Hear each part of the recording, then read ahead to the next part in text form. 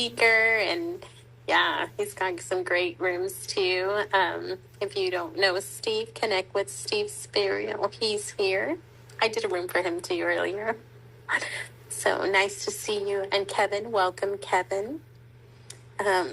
So key features about this. I've been using GoBrunch for a while. Welcome, Kenny and Laura. Hello. And there's no download and no time limit for GoBrunch. I have a room in there, and it's absolutely wonderful. I don't think Shawn Michael is here, but he's going to try to make, his, I know he had put in the comments about it. He wanted to see the room, so I invited him. But it's an all-in-one solution, right? Because GoBrunch is, you can have your meetings, you can have your classrooms, you can have your events, webinars. I mean, you can just do everything what you want inside. And it's got multiple rooms, breakout rooms, coffee corners, private meeting rooms, and you can even do some recordings in the cloud. And so you can share those epic moments, right? And multiple screen share, you have that too. I know we were in a room one time, and you were, I think Keith was the one, right? Keith Keller was sharing his screen. And so you can do that too on there. So when somebody has some slides to show you, GoBrunch has that ability to do that. I also want to welcome in Alexia and the beautiful Lisa Febig, our LinkedIn dietitian here. And she, of course, has her menopausal rooms where features, a lot of men come to that room. You wouldn't think so, but they do, and they get to learn about their changes to the andropause. So it's good. Or the beautiful Raven, my sis, who also has a room with, I think it was Jamie Moldenberg, but she also has rooms too. So very powerful. I love my sister Raven. Thank you for being here, Raven. And she's a Reiki. So if you want that spiritual healing, call Raven. And Felipe Cofino, Top Lincoln Voice. Hello. Nice to see you. And he's got some nice audio rooms. He's in social Saturdays. I was in his room earlier today, and he's got other things going on, HR, a lot of good advice. So thank you for being here. Another good thing about GoBrunch is it has the on-demand video player. So you can share pre-recorded videos with virtual rooms, and you can do that, you can watch it and stuff. You can broadcast all the rooms too.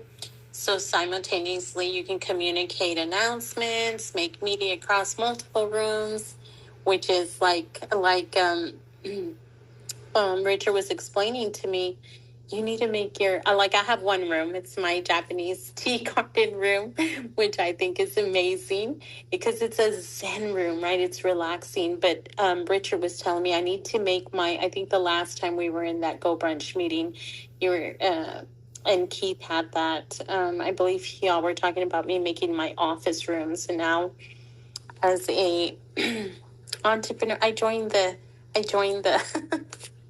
I joined the band here, but I need to make that office space, right? Because right now I just have that Zen room. But branding and customizing, you can make it your own. Personalized virtual rooms with your logo. How cool is that? Come on. You want to see your logo all over the place, right? And your brand colors. I mean, so it's your domain, and editable elements and stuff about it. So it has a lot of good things to offer. The pricing is free. Can you imagine that? If you want unlimited webinars, unlimited time, you can get started for free. Now, we have another one. Listen to me, Richard. I'm already saying we. We have another one, a gourmet, that's $23 a month. And that actually features, you can have up to 200 participants in the room, recording on the cloud, sharing multiple screens at the same time. You can upload files and materials, up to 5 rooms or breakout sessions per space, and up to 5 spaces. So you can get registration and attendance reports, up to 5 simultaneous presenter cams also. You can place your logo on there. And you know what? You can also play your YouTube videos. How cool is that? Come on. You can download the chat history, exclusive rooms, templates, and different occasions. Now, it's a little bit more different than the free one. The free one, you can have up to 6 participants per room. You can share your screen with your sound, one single link forever for your meetings, one room space, one space. So you can kind of see how I went from there to there, right? And up to 2 simultaneous presenter cams, amazing virtual room layouts, interactive memes and reactions, no installation. So that's with the free one. Now, your Prime Chef is the $55 a month, and you can have it billed yearly. It's all from gourmet, up to 400 participants per room, versus the $23 one a month, which is 200 more. Customize your space with backgrounds and images. Embed videos, calendars, forms, and even Canva designs. You can add and move and duplicate brunch circles. So we have the little circles kind of like what you see here on ours right now, but they're a little bit more, bigger, a little bit, and you can move them around. And then you can connect your rooms to create a simple private metaverses. Wow. We all know about the metaverse, right? If you haven't heard about it, check it out. It's pretty cool. Multiple moderators, up to 8 of them, up to 35 rooms or breakout sessions per space. So that's a lot more rooms that you can have, up to 15 spaces. You can have a custom URL, upload MP4 videos for watching, and collaborate with Miro, Google Docs, Sheets, and Slides. You can broadcast video and audio to all of the rooms, and it also has a 20 gig of storage for videos and documents and priority support. So that's pretty cool there for the $55 one. Now, you also have the enterprise that's available for the companies in the schools, all from chef, multiple accounts, attendance reports, custom subdomains, dedicated support, more than 30 spaces, API. So that's the GoBrunch pricing for yearly being billed. You can go from free or gourmet, which is a 23-month, the Prime Chef, 55, the enterprise, and that's for companies and schools. So it has a lot going on here. You can just build an exclusive space that nobody else has, creative, collaborative with GoBrunch, ultimate virtual office, community platform, creators like you and startups. So, cannot say enough good things about them. But they're all... That's a good summary. Yeah. Go ahead. No, yeah, I like, you just provided a very good overview. And I think, one of the things that I like about, GoBrunch, that everyone is invited, is the community, right? And we do have a lot of meetups in the community. And if you want to extend, right, because LinkedIn audio is amazing, right? We have a lot of cool people here. I have to say hi to Kenny, Alexia, Lisa, right? Raven, Rosemary, Tom, Joshua, the legend is here. Follow him, watch his show, because he's a magician. Luciano, Kelly, Iris, Gary, good to see you here. Sam, Robin, Christy, Alexander. But we do have a cool community on GoBrunch if you want to extend your networking, because this is already amazing. And you're a legend, Kenny. Yeah, of course. And if you want to extend your networking, we have a really cool community, especially if you're a coach or if you are providing any kind of service. There is like a calendar where you can submit your events and you can meet new people. It's not only the technology, right? Because technology sometimes is boring, but I would say that meeting new people, connecting with them, participating in different events, showcasing what you have, this is what makes any kind of community special. And we have Christy here. Hi, happy Saturday. Thanks for bringing me up. Just want to say your product's amazing. Soon as I have the marketing dollars and the budget for it, I just absolutely adore GoBrunch. I think it's so classy. I just think it's so much different than, say, for example, what I'm using right now. It's exactly what I've been looking for, and the demo was amazing. So as soon as I can allocate the dollars, I know exactly where to go. So thank you so much. It's a great service, and I can't wait to use it in my business. Thank you, Richard. Oh, it sounds great, Christy. Yes. And I'm pretty sure, one of the things that I love is to see people using, right? Because GoBrunch in general is for creative people, right? And you can get creative once you start using, because you can start thinking, okay, what kind of scenario do I have in mind for today, for gathering my friends, or for having this workshop, or for having this meditation session? And then you can just create any kind of scenario that you want. And many people have been using AI tools for doing that. We are trying to add this into GoBrunch. Hopefully, yeah, in the next weeks, let's see if we are able to do that. And but yeah, then you can just unleash your imagination, create something amazing, and invite people over. But yeah, I would love if you guys could just raise your hands. I know La Drew, Joyce, if you want to share a little bit. Share a little bit about the event that I was with you, or many different stuff that we are doing in GoBrunch. I'd love to hear. Thank you for joining. I appreciate GoBrunch so much.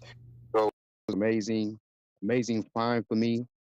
The fact that I'm able to, first of all, my name is Drew Swanson. I represent Swanee 3 LLC, a production company that's dedicated to the online domino and social gaming and social audio communities. And to have a platform that not only is on the forefront when it comes to technology, when it comes to virtual spaces, but being able to give me the ability to give my organizers and influencers within my community their own spaces that they could actually brand and make their own as well, that can be all jointly connected, was real big for me. So I appreciate the fact of being on the space, and I love using it, and I stay on it every day. Amazing, amazing. And Joyce, share a little bit with us about the event that you guys had, and different use cases, how you have.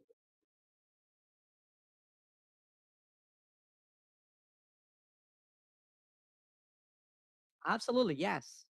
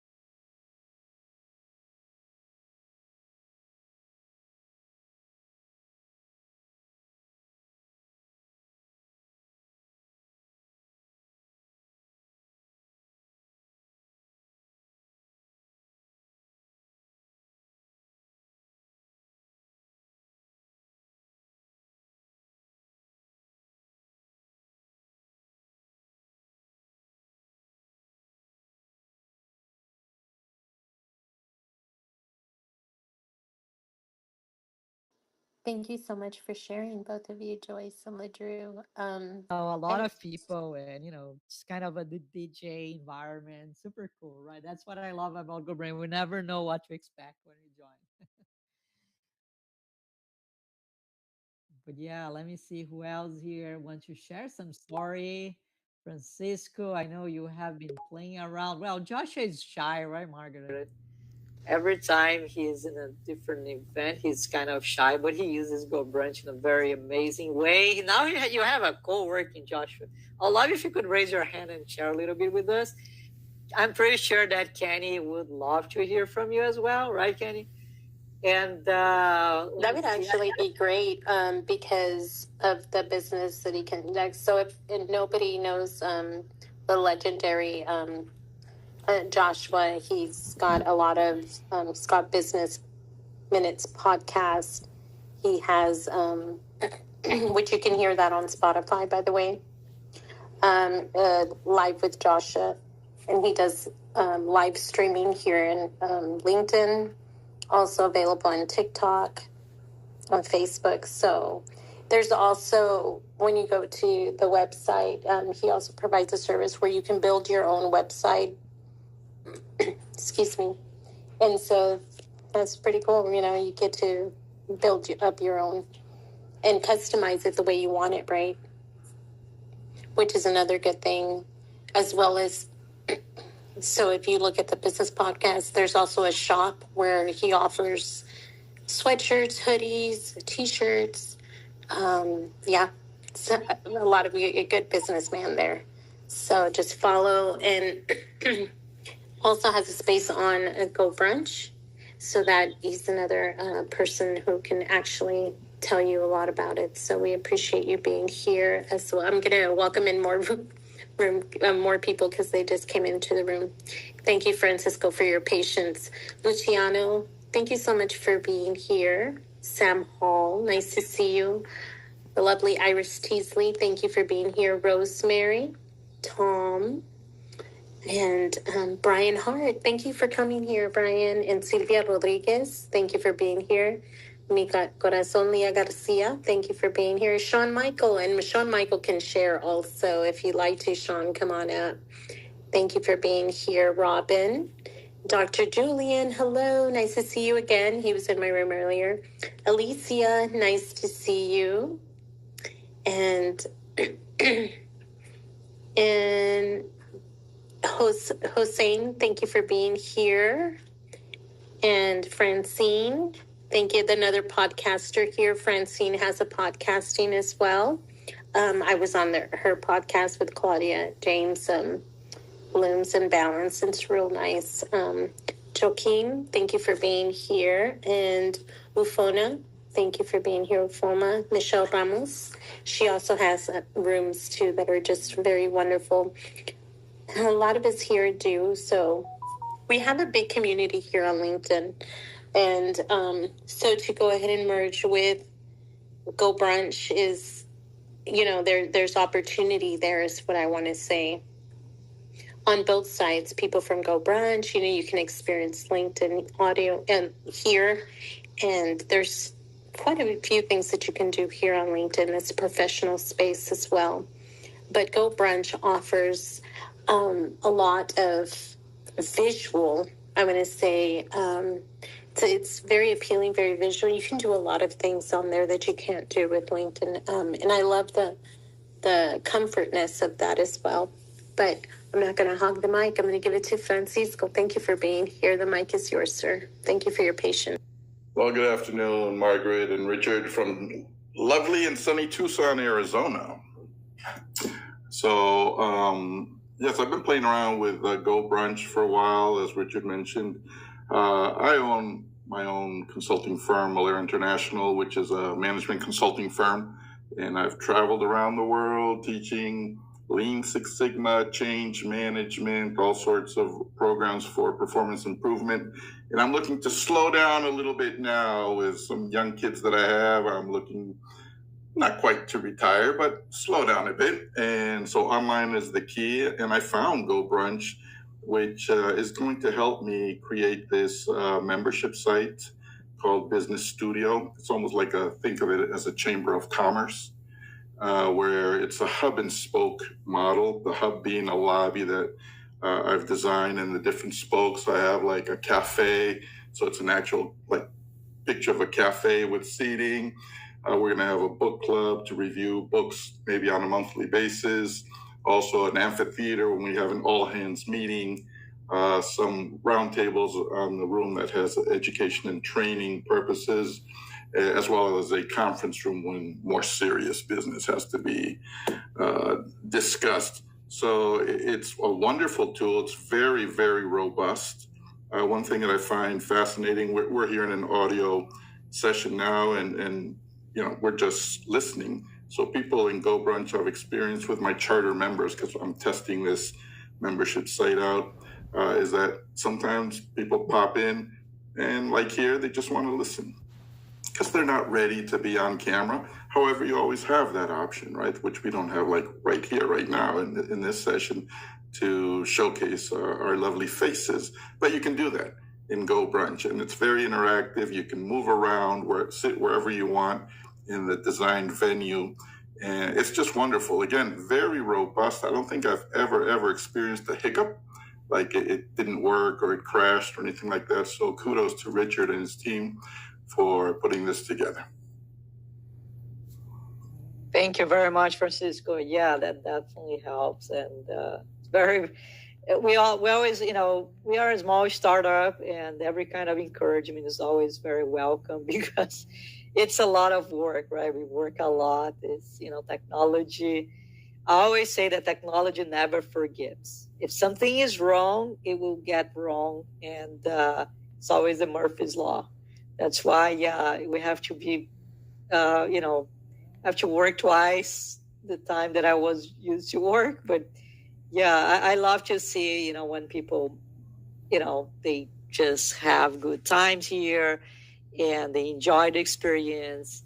And I think that definitely worked. Lovely. It's worth it. It pays the return on your investment, I'm sure, because you have a lot of happy customers and users. So I'll get off stage now. Thank you, Margaret and Richard. Absolutely. Thank you, Francisco. Thank you for being here. And that's the thing, right? When you have a business, when you have, it's an investment, right? You have to invest in yourself. And why not? You're worth it, and that's kind of how we have to look at it, right, Richard? I mean, what is our worth for real? Self-care, self-worth. Go ahead. Absolutely. Yeah. I think, any kind of, we were brainstorming this week, thinking about, imagine that you're working with the beauty industry. You can create such as a kind of a storytelling, start outside, and then you match the colors, and, and then you show, hey, we start here in our yard, and this is the atmosphere. What do you guys like about, this product or this product? And then you move everyone to a different room, and then you start a new experience. We had a webinar with an architect, Carolyn, and I think it was amazing because she created a kind of a roadmap showing, hey, how you can connect your rooms, how you can write a story with GoBrunch. And it definitely, unleashed a lot of possibilities for everyone, right? It's not only like a replacement for meetings, it's for you to create a story with your personality. That's what I love about it. Absolutely. And so there's a lot of virtual spaces, and you customize and create whatever you want on there. And I remember that you had showed me, it was beautiful. Somebody had created like a Zen room, right? Butterflies flying everywhere. It's like a 3D room, a 3D art. It was so beautiful. I liked it. Yes. And it's actually very simple. I think the person, her name is Marisa. She has a community. She was probably one of the first people. She has a community of coaches and small entrepreneurs. I usually play with her and say, hey, I think you created the first virtual hair salon, because I join and everyone is sharing, challenges, personal stories. Many times they are crying inside her co-working space. It's a very, very, very cool. But actually her room is like a 2D. It's like I think she generated a very simple background of a forest. And then she added like animated GIFs, right? Images animated, which absolutely made a scene, right? But it's not a big deal because GoBrunch has an editor inside of it. And it's very easy for people to move. You can move the circles around. You can resize the circles, or again, people love to do that because sometimes you just, kind of, we miss when we are, the times that we were able to play with that. And yeah, you can spend a lot of time decorating your room and then invite your, people over to experience together with you. Yeah, I like that. That's a beautiful room. It's worth just taking a look, and make an appointment to see that. But I also want to welcome in Emmanuel. Thank you for being here, Emmanuel. Oh, my friend Carla Perez. Thank you for being here, Carla. Nice to see you. Augusta, nice to see you here. Augusta is also has rooms, so it's really good to hear from her and see her here. Professor Roxana, my co-author. Nice to see you, Professor Roxana. Always a pleasure. Welcome back to the room, Joshua Lee and Kenny. Welcome back to the room, Kenny. Yes, so I'm going to go back a little bit. If to those of you who are new to GoBrunch, okay. Richard here started this in 2017. He had his inspiration from around the world, because this is a global space, and this is the beauty of it. I want to tell you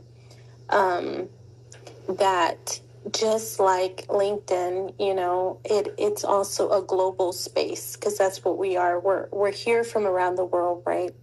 GoBrunch provides that global communication as well. And so he had that in mind back in 2017. And just he wanted you to experience walking into like a convention center, a coffee shop.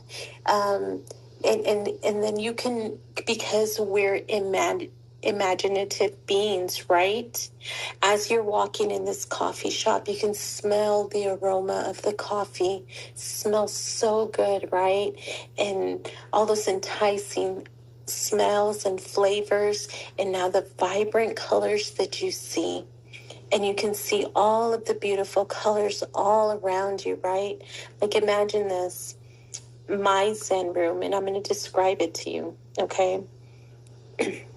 It's a Japanese tea garden. So in there, I have Japanese cherry blossoms. I have those all around. In the center, I have a water fountain, and it's, has water coming out of it. And around it, I actually have cushions so that you can just lay around there. And then you can, just relax and come and have a relaxing conversation. So what Richard wanted to do, what he began, he wanted to bring that realistic, immersive feeling of a physical place, but through a virtual realm. And this is exactly what that is, right?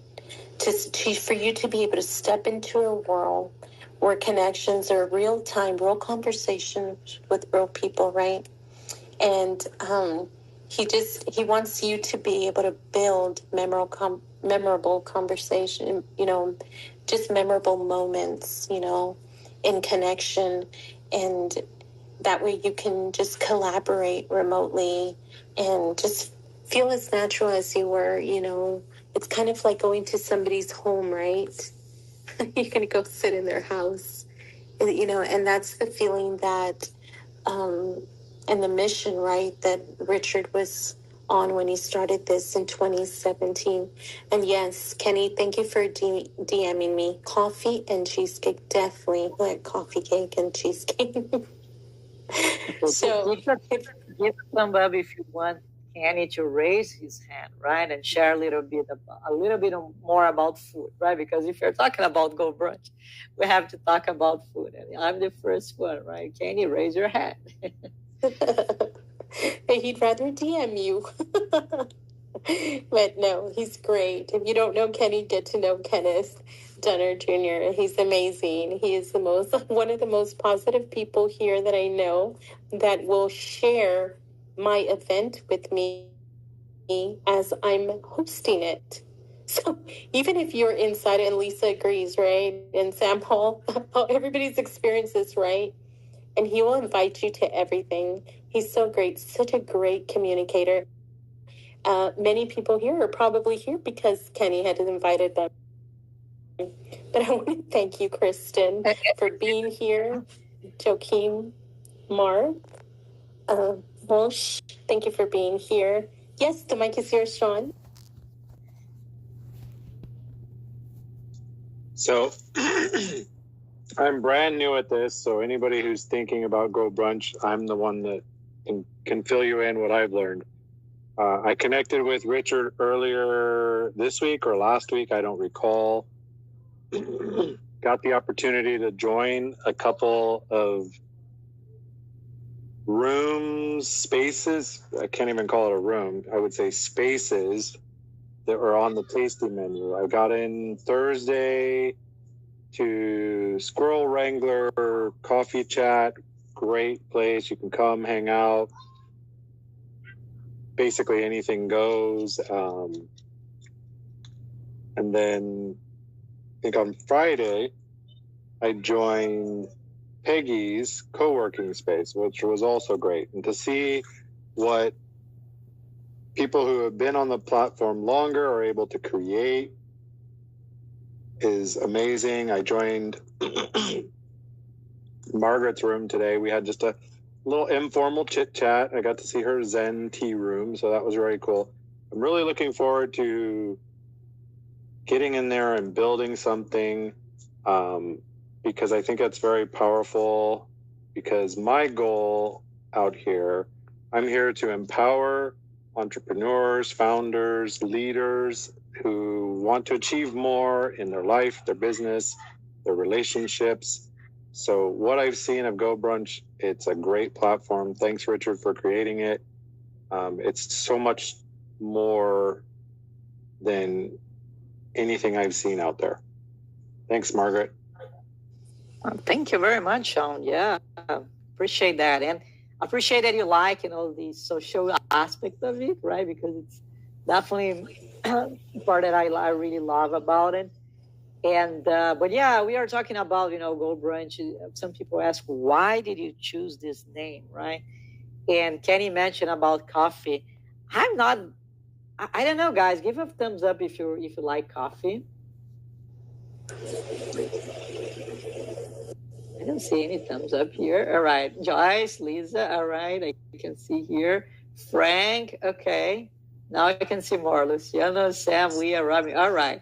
Yeah, I'm not very a coffee guy. And now give a thumbs up if you like brunch. Especially on Sundays, right? And I love brunch, right? Because coffee for me is a little bit bitter. I don't know. And that's why I decided to choose conferences. Some people call, I think it's World Cafe, right? Which is you sit around a table and you do something. And this was my inspiration because I wanted people seated in a kind of a virtual table. But yeah, thinking about the names, I came up with brunch. But turns out that brunch.com, I think someone was asking $600,000 for brunch.com.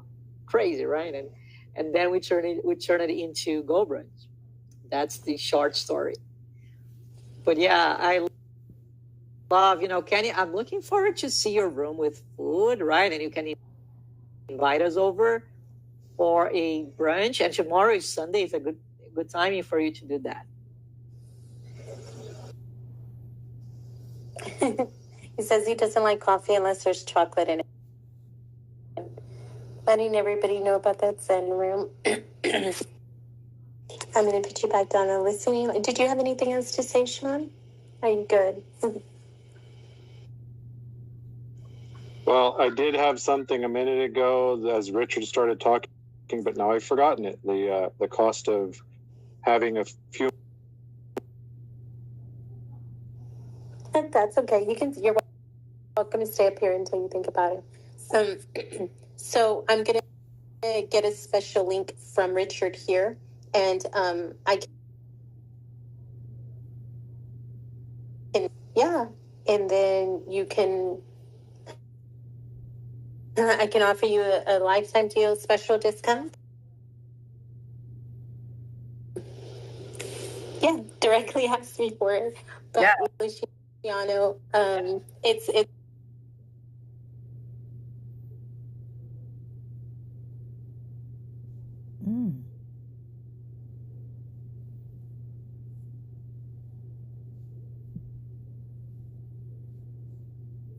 Uh-oh.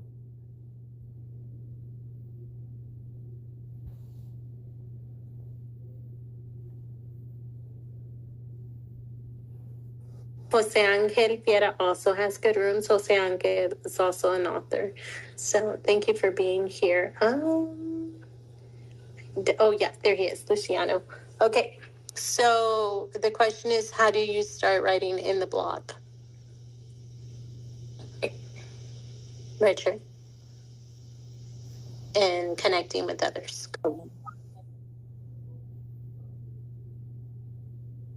I'm not sure if I got it, Margaret. Like, what do you mean about the blog, Sean?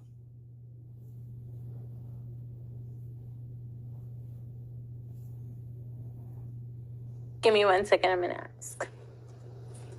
Sure, take your time. And guys, yeah, if you want to ask any questions, share anything, feel free to raise your hand. Let me see who else is here. Felipe is back. Congratulations, Felipe, for the top boys, the legend. The HR legend is here. Let me see who else. Yeah, a lot of cool people. Anaka, Gustavo, Jose. Good to see Jose. Good to see you all. And yeah, I was just, we didn't plan anything. I just shared with Margaret. So I'll share some links. If you guys want like a special offer, get in touch with her and she can direct message. I think it would be easier for everyone to get it. And yeah, because from time to time we run like special offers and just the direct message Margaret and she can share the link and everyone can have it in a very accessible price.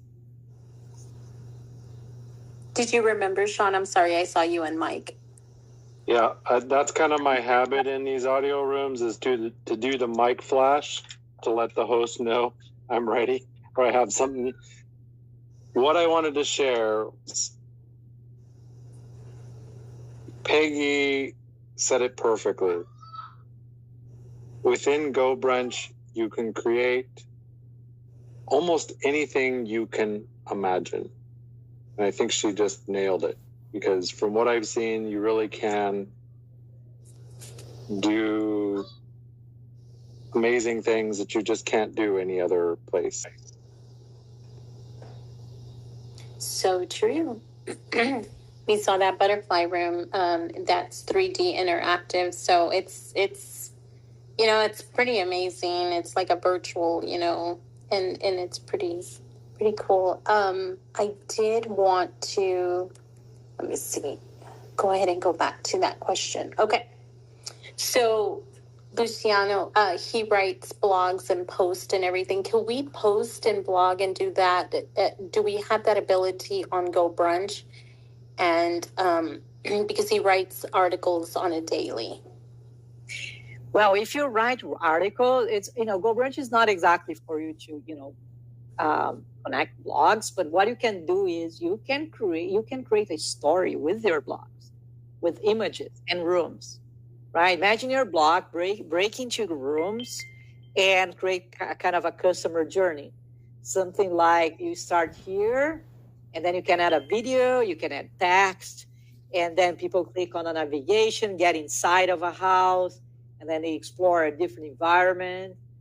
It's kind of difficult to explain actually by audio only, but that's pretty much the foundation, right? You will get your blog articles and you will explain in a journey inside your space, inside your virtual space, right? And when I say virtual space, it's way more simplified than you guys think. It's not 3D, it doesn't require VR, right, Margaret? It's very simple. And yeah, and then you can just share that. After that, if you want to connect with more people, you can submit your space or your event to our calendar, and then we promote this to more people, to the entire GoBrunch community, right? And you can promote your space for more people to visit and interact with you. Not sure if this answers your question. Feel free to raise your hand if you need more information. Yeah, and I'm gonna say that this is the best part about it. Like, I do not ever intend to leave LinkedIn. I mean, come on, shout out to LinkedIn all the time for providing the greatness, that it does. So, but I do implement GoBrunch. So you don't have to leave LinkedIn. You can still write your posts, do your articles, do all of those things on there. Keep active with what you're doing. But GoBrunch, you can be a part of that too. You can merge that with what you're doing, and you can actually have that meeting space, right? Conduct all of those virtual meetings that you need to have, and then you can have the workspaces and your webinars. You can actually do your webinars in there, and you have the ability, like Francisco had said, to be able to, if you want to put your, do the video cam, you can do that as well. But yeah, please don't feel that you have to just leave LinkedIn and just go strictly there. No, you can have both and integrate that, because they both serve different purposes, but also connect in the same way as well, right? Kristen, thank you so much for coming up to the stage. The mic is yours, beautiful. Hey, I'm so sorry. I missed the first 2 minutes of this. And I've seen a lot of people doing GoBrunch. And let me just, and I heard you say about webinars. So, for example, in Virginia, we passed a bill a couple of years ago to where doctors have to take a 1-hour human health and trafficking training course. And myself and Dr. Lederer do it every Monday and every Friday. Every Monday and Thursday. And I just heard you say something about webinars. Would you guys mind just giving me like a 2 or 3 minute recap on exactly what GoBrunch does? Because what we've been doing is we've been using Eventbrite, setting up the trainings, and then now I send everybody the Zoom link. And then it's like this whole process is just ridiculous. It's like I want to use one platform that like we could set up the events, send out the invites, and then also like it would automatically include a Zoom link, so I'm not having to, or a whatever GoBrunch link, so I'm not having to manually. Do you guys mind just kind of maybe just recapping that for me? Absolutely. I don't know if Drew wants to answer this, or I can. But I can definitely start answering while you put him on in the stage. Do you see the banner? Let's see, Drew. I don't know if you want to answer if you have done something similar that Kristen mentioned. Well, I was gonna my comment was gonna be along those lines, but it's a little bit different. So I can go ahead. You can go ahead and answer it, and I'll follow you up. Sounds good. All right. First of all, Kristen, if you see the banner of this event, this is how GoBrunch looks like.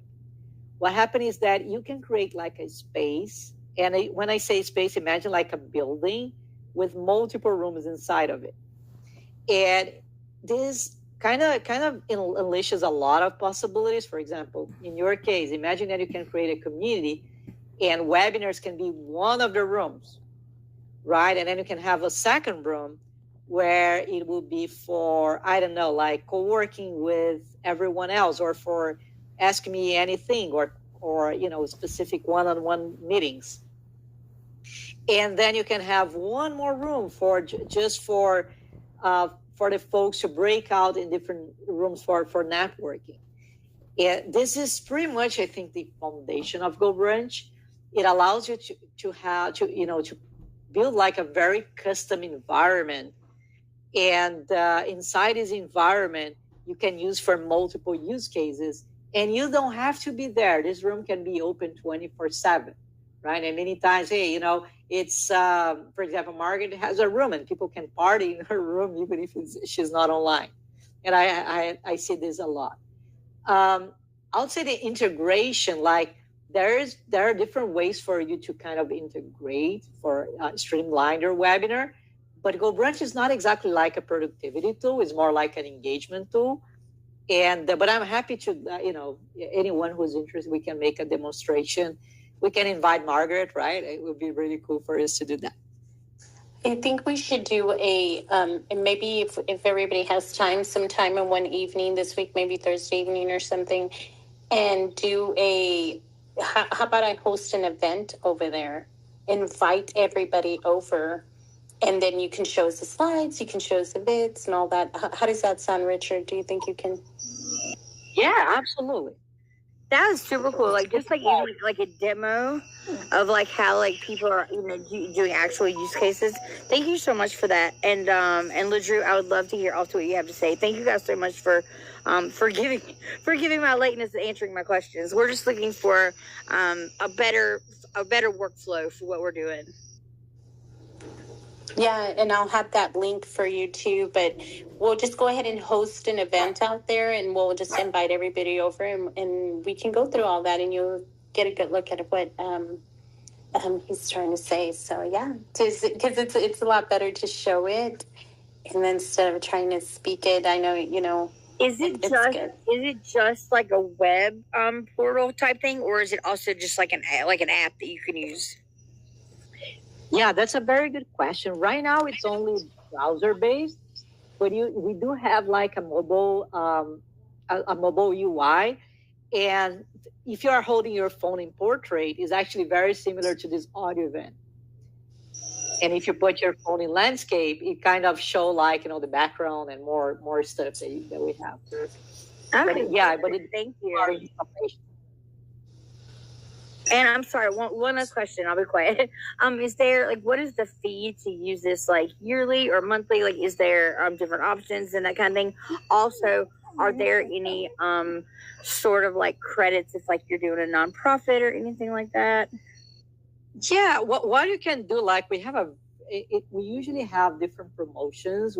Get in touch with Margaret. I send, during the show, I had an idea, send it over to her, direct message her, and she can share with you the special promotion. It's very, very attractive. And of course, if you're looking to use a more corporate level, then we can have a conversation later. Perfect, Richard. Thank you so much. You're welcome.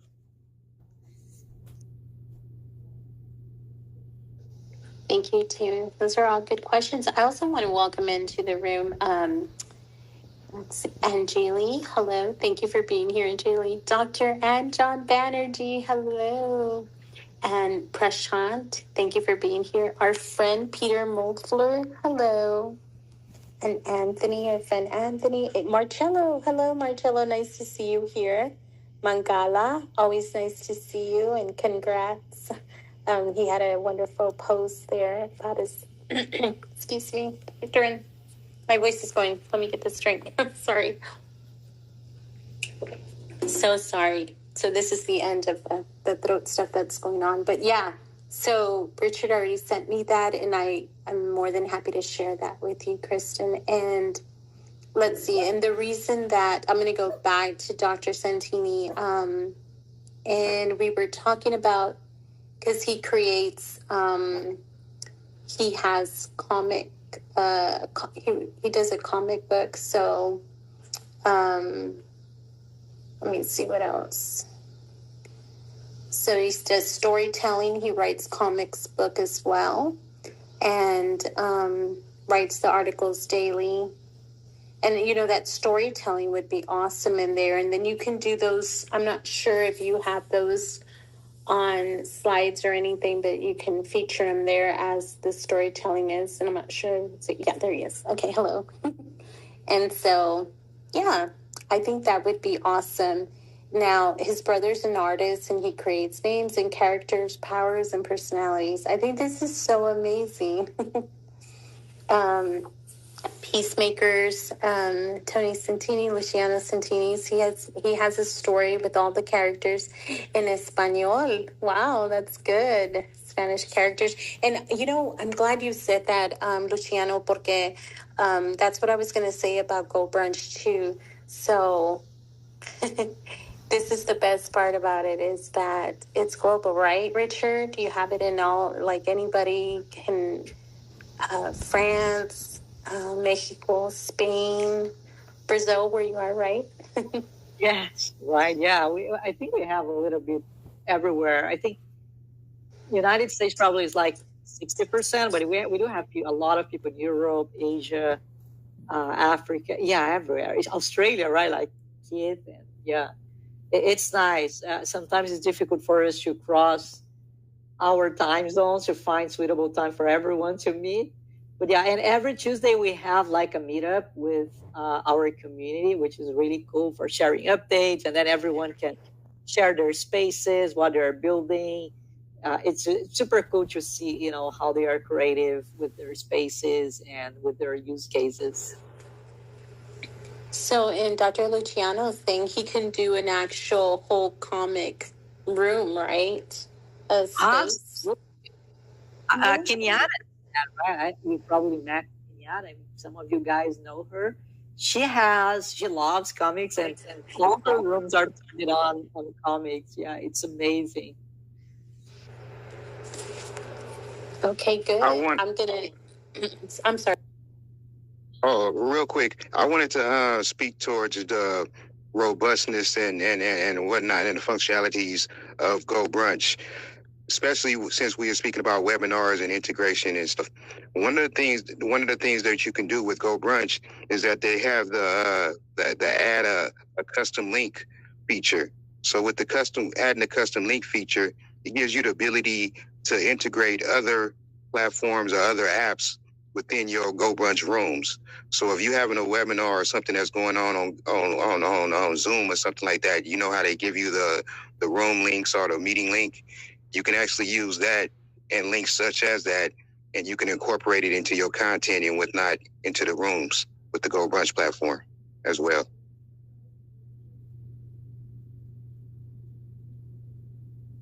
Thank you for sharing this. Yeah, absolutely. Yeah, I think everything related to customization, we know that people love it, right? Because they want their own branding, personal branding, all this kind of stuff. Yeah, it's just like bring your personal branding and make it, you know, build a room that people will resonate with that. I think that's the idea. Thank you for bringing this. Back to you, Margaret. Thank you so much. I appreciate you. I need to welcome in Emily into the room. Thank you for being here, Emily. Thomas, thank you for being here. And Duyum, thank you for being here. Brother Platine, nice to see you. Brian Coletto, thank you for being here. My friend Tajuddin, hello Tajuddin. Thank you for being here. Yeah.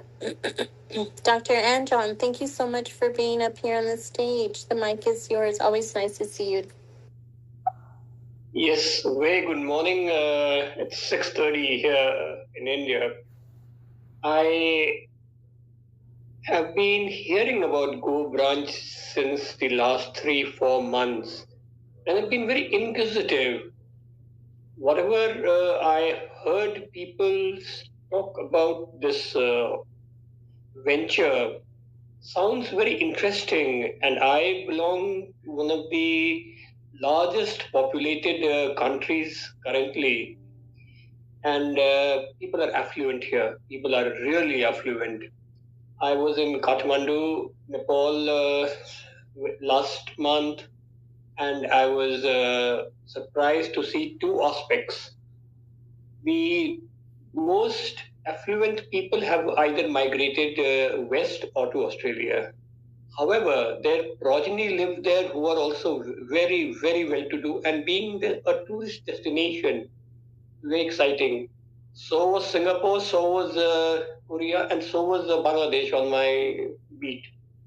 Now, I was only wondering, but given such a dense population with so much business opportunities coming up,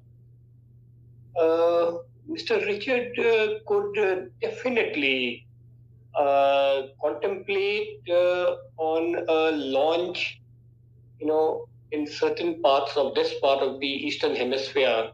And if I could be of any assistance, I would love to contribute for no personal gains. It's only this, something good in the world must see the light of the day in this part of the world also. I have to leave actually in another 10 minutes from now. So I said, let me put my best wishes honestly, and let's see, if something would come out of it. It's not out of the blues, because I have had startups in so many countries worldwide, and for that matter, even in the virgin territory of Africa, especially concentrating on Nigeria or South Africa, that would be a good suggestion. Thank you very much. Over to you, Margaret. Thank you, Dr. Anton. I'm so excited. I have this special link, but we're going to do it. I'm going to host an event here coming up in the next few days with Richard, and then you get to see it, okay? Is this time good for you, this time frame right now? Like 8 o'clock, 9 o'clock, something like that? Yeah, it is 7:30. It is perfect because I have a golf tournament in another half an hour from now. So my driver is here. But I said, this is just the opportunity, and it's with all sincerity. Let me tell you very, very honestly, I personally have no aspirations except maybe, contributing to something good to the entire world. Thank you, Margaret. Yes, this will be fine. Hey, can I ask a quick question? Is there a way to, so for example, like with the trainings we do, the doctors and the people that join have to pay. Is there a way to pay for those webinars, like that we could send like a link out, or we still need to do that like through Eventbrite and then connect to GoBrunch? Is there a way to charge people for stuff on GoBrunch? Yeah, that's a very good question. We are about to release like a new feature with an integration with Stripe that will allow you to do that. Currently, it's not possible, but this is the big project. You just, to touch the main, let's say, priority that we have right now, which is launching a paid membership that will allow you to charge for events, webinars, and it definitely will streamline the process. Hopefully in 1 month maximum, we're going to have this released, at least the first version. Let's see. And thank you, Anjan. Yeah, I always say that every individual in the world should have a GoBrunch space, right? It's just like an extension of your house in between your website. And if you have your virtual space, just like Joshua, right? Joshua has his virtual space and he's always online. I can see a lot of, screenshots. Sometimes I'm looking for him, I cannot find him, but he has a lot of spaces, right? But it's like an extension where you feel comfortable inside of it. And then you don't have to find a link to start a session, right? You just need to be there. And then I have my office and people can join at any time to speak with me. Of course, I have my scheduled meetings, but it definitely helps. And if they don't find me, they can book a meeting. There is you can embed a calendar into your room. Answering your question, Christine, hopefully in 1 month, we're going to have this ready to be used. That's awesome. No, thank you. Yeah, and I've just seen a lot of people using it lately, and so I'm really excited, Margaret. Thank you so much for doing this room, and putting us in a position where we can talk to the founder, and ask questions. So it's really cool. Thank you.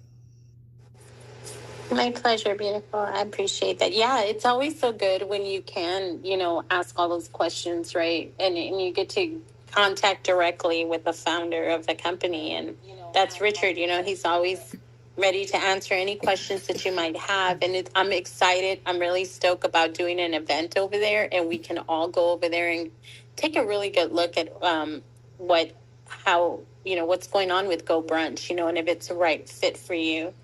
And to me, it's amazing. I like it. It's different than LinkedIn. And that's the beauty of it, is that it is different. It offers different things. So we can do different things as well. And not everything always has to be the same, right? It's good to have some differences and be able to integrate both of them. So, yeah. So Sean Michael said he just set up his first room and it took him 5 minutes. And literally, it really does take. So my Zen room that I have, all you have to do is just put what you want. Tell it if you want what you want virtually, type it in there, you want this, you want that. You just set it up. And Keith Keeler is the one, and Richard is the one that set up my Zen room. I just told them what I wanted. And within 5 minutes, maybe less than 5 minutes, boom, it was there. It was a whole new Zen room. And it's pretty wonderful. And yeah, it's great. It has a lot of different features. You can do a lot of different things. And Congratulations, Sean Michael, for setting up your first GoBrunch room. Yay! So yeah, it's a, you know, I'm just gonna be honest with you. GoBrunch. So the reputation already speaks for itself because it's a 5-star review. So there you go. Mic drop. Dr. Anjon, you and Mike, sorry. Go. Yeah, I want your permission to ask Richard one point which I think could be incorporated and his views. See, I teach sales and marketing. I teach them in the universities and business schools worldwide. Also, I have studied this franchisee kind of a scenario, and I have a little different take on it. And I'd like Richard's opinion.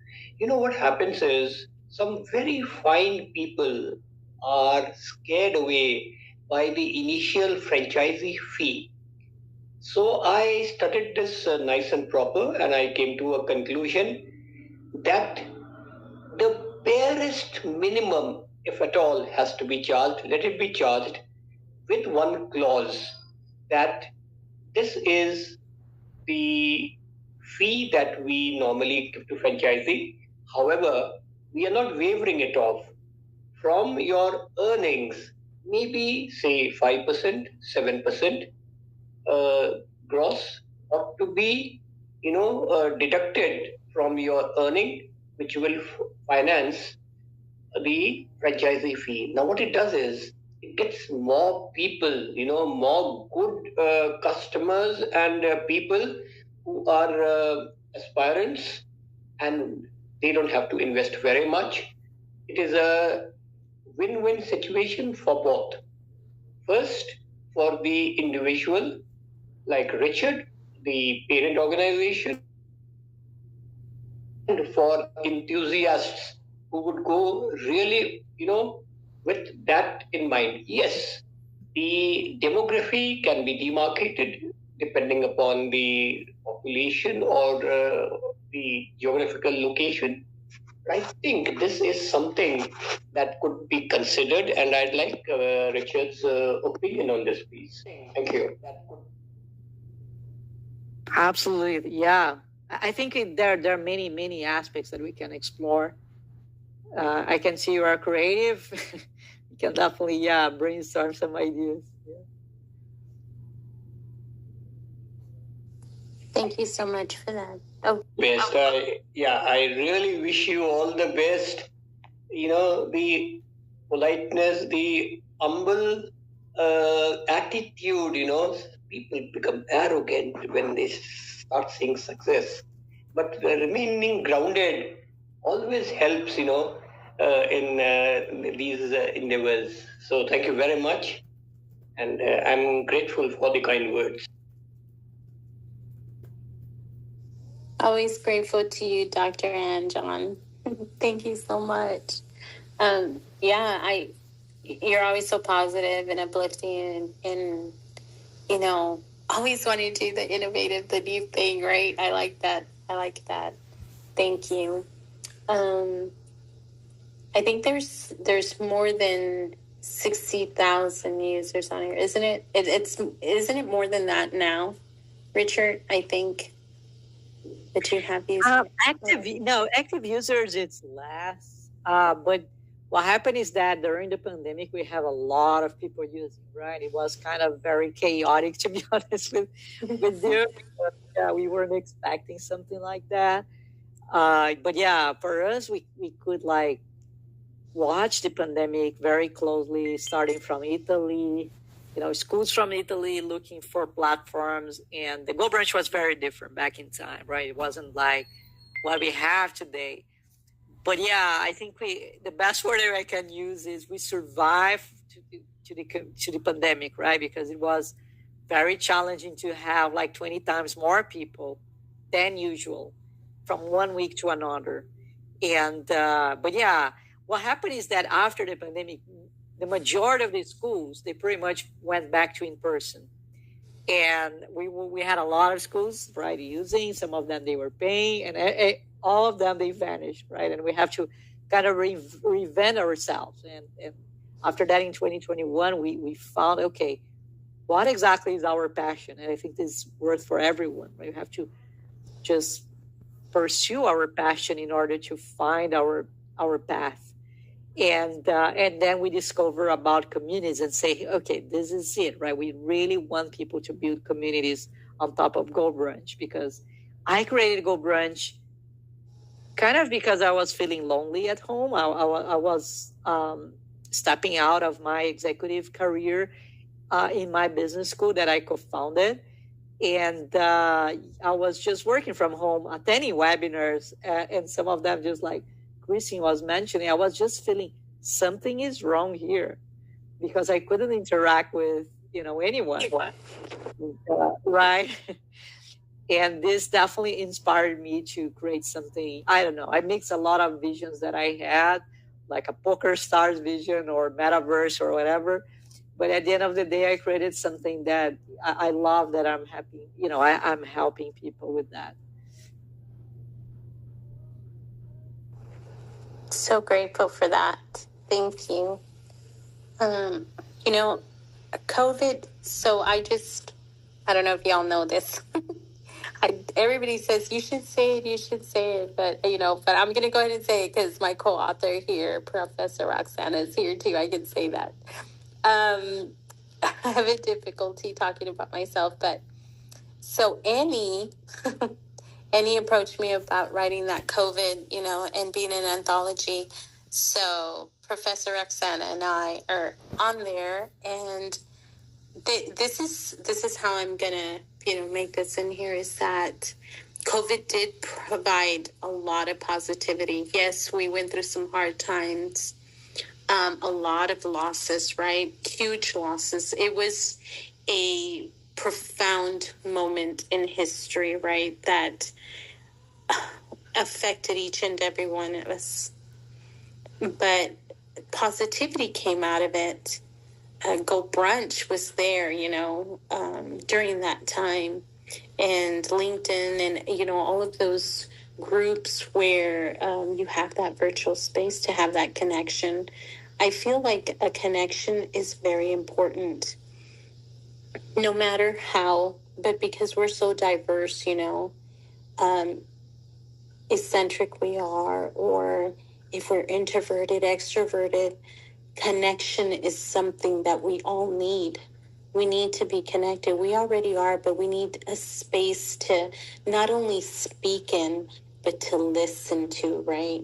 To be able to listen to people speaking and sharing their stories, even when we're not comfortable sharing ours. But there's somebody there who, balances out. And I think that's very good. And GoBrunch provides that and was there during that time. So it was a very pivotal moment there. And I want to welcome into the room Shohidol. He's a digital marketer. He's done some posts for me. So I appreciate you being here, Shohidol. And Anush, thank you for being here. Metaverse, David Jones, CEO's in the house. Hello, David Jones. Shout out to Metaverse there. That's another great space, right? Also. And our friend, John Upchurch. Hello, John. Thank you for being here, John. Always happy to see you. And, and so since some of you came in a little bit later, I want to, and hello, Anna. Nice to see you. Also, if I didn't shout out to you earlier. But excuse me, just so you know, I'm going to do an event over on the other side. We're going to do an event over here at GoBrunch, and with Richard here. Carla, thank you so much for being here. Oh, come on. I'm trying to put you up. No, there's no problem. Why is it saying I can't bring you up? A problem occurred while allowing the attendee to speak. Oh, Carla, go back down. Can you go over here? Can you put your hands up again? Can you go back down and put your hand up again? So sorry.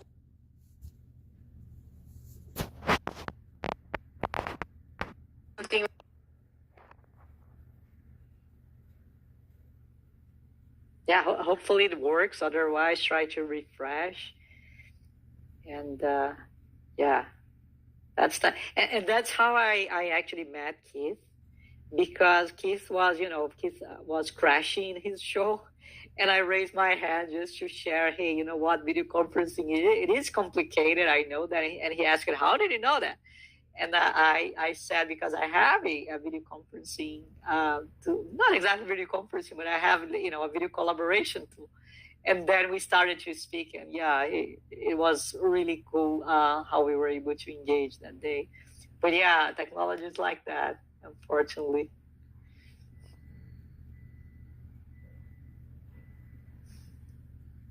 Sorry, I was DMing her to come back and raise her hand. But I want to welcome into the room the Wakabuni. Thank you for being here. And Liselin, thank you for being here, Liselin. Yes.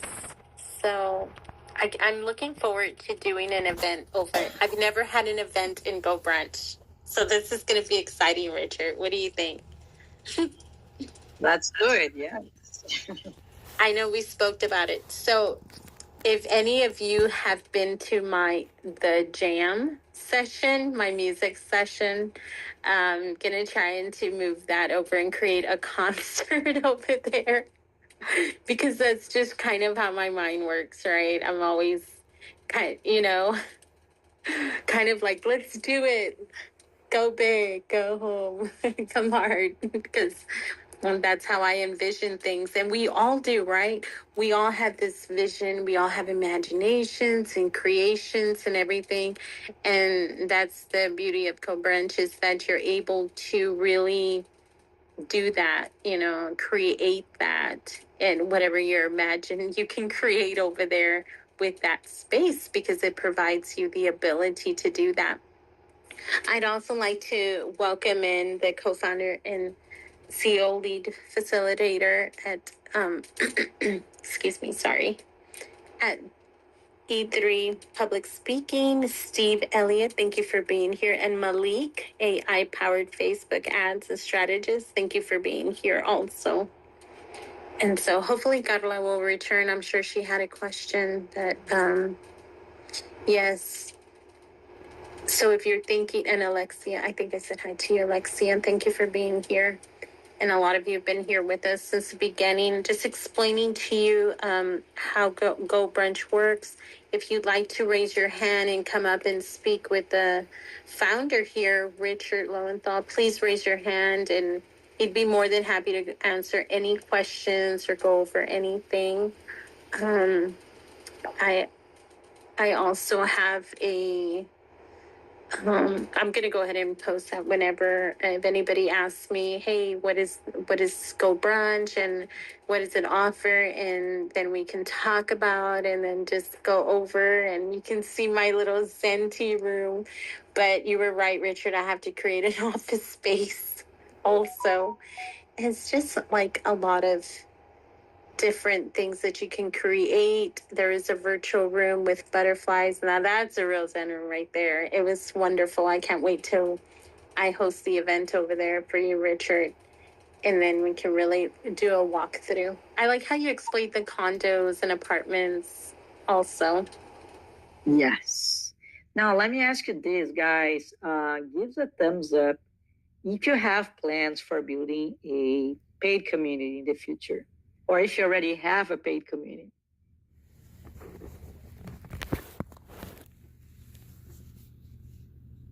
Let me see here, Levine. Hello, good to see you. See who else here. Hey, Drew.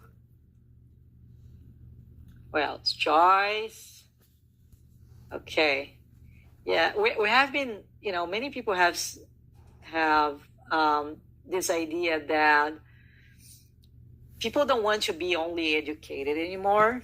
They want to feel part of a community, right? And I think, especially if you are like a small entrepreneur, and if you're looking to boost your business, instead of charging session per session, building a community is really, really, valuable, because you can offer a lot of cool stuff together and get monthly revenue, right? And everyone is looking for recurring revenue, especially if you're working from home.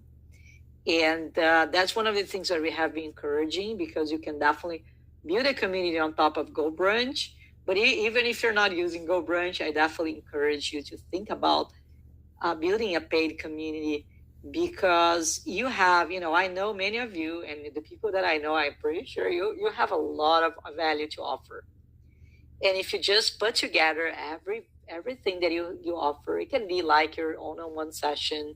It can be like you can offer, hey, pick my brain, or ask me anything, or workshops or webinars, anything together, but like inside a bag, and offer as a community service with a monthly fee. This is what we have been encouraging a lot of people to do, because it's not only educating, but providing support for everyone. And of course, if you're setting up like a virtual co-working space, invite people over. Check again the banner of this event. Imagine inviting your members, your clients to a place like that. People start to love because they see your colors, they see your image, your personal branding, and and of course, this definitely helps to interact with you and all the members together. Yeah, I like that. You're able to do just so much on there. We talked about implementing YouTube on there, implementing, slides. Just I was in one of the meetings that Richard had, and I was just able to see the slides through there. So because we're visual people, right? As visual beings, it just brings that a little bit more to life. And that's actually what GoBrunch does. It brings that to life, the reality of, hey, in a virtual space, how is that? That sounds like an oxymoron.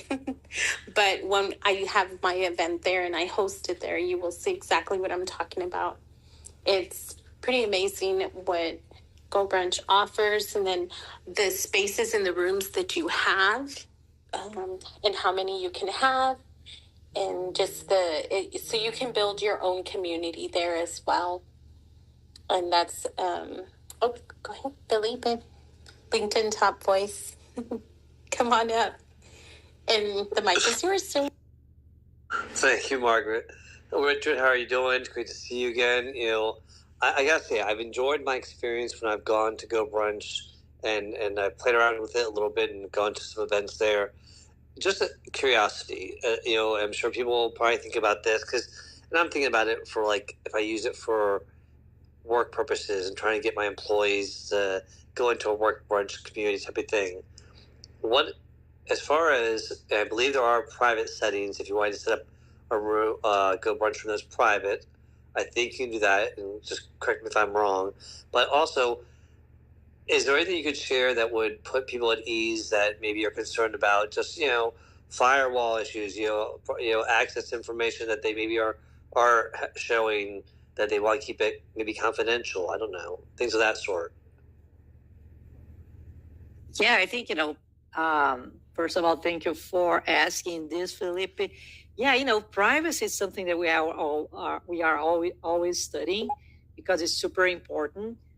Right. What we do, first of all, what we do is we try to work with providers that are all GDPR compliant, and we are lining up at each time more, because we have a lot of clients from Europe, and there are many ways for you to keep your space kind of private. You can set up a secret key, but at the end of the day, the spaces are very separated, right? There is no connection between the spaces unless you want to do that. But yeah, I think that, the different ways, I think this new membership area will be nice, because you will be able to kind of filter or just add people that are part of your team and say, hey, let me upload these emails here, and these are the folks that are eligible to join my space. This is one more feature that we are thinking to add. But yeah, essentially, I would say that working with top providers such as Microsoft or Amazon, right? They already provide us a very good framework of privacy and security.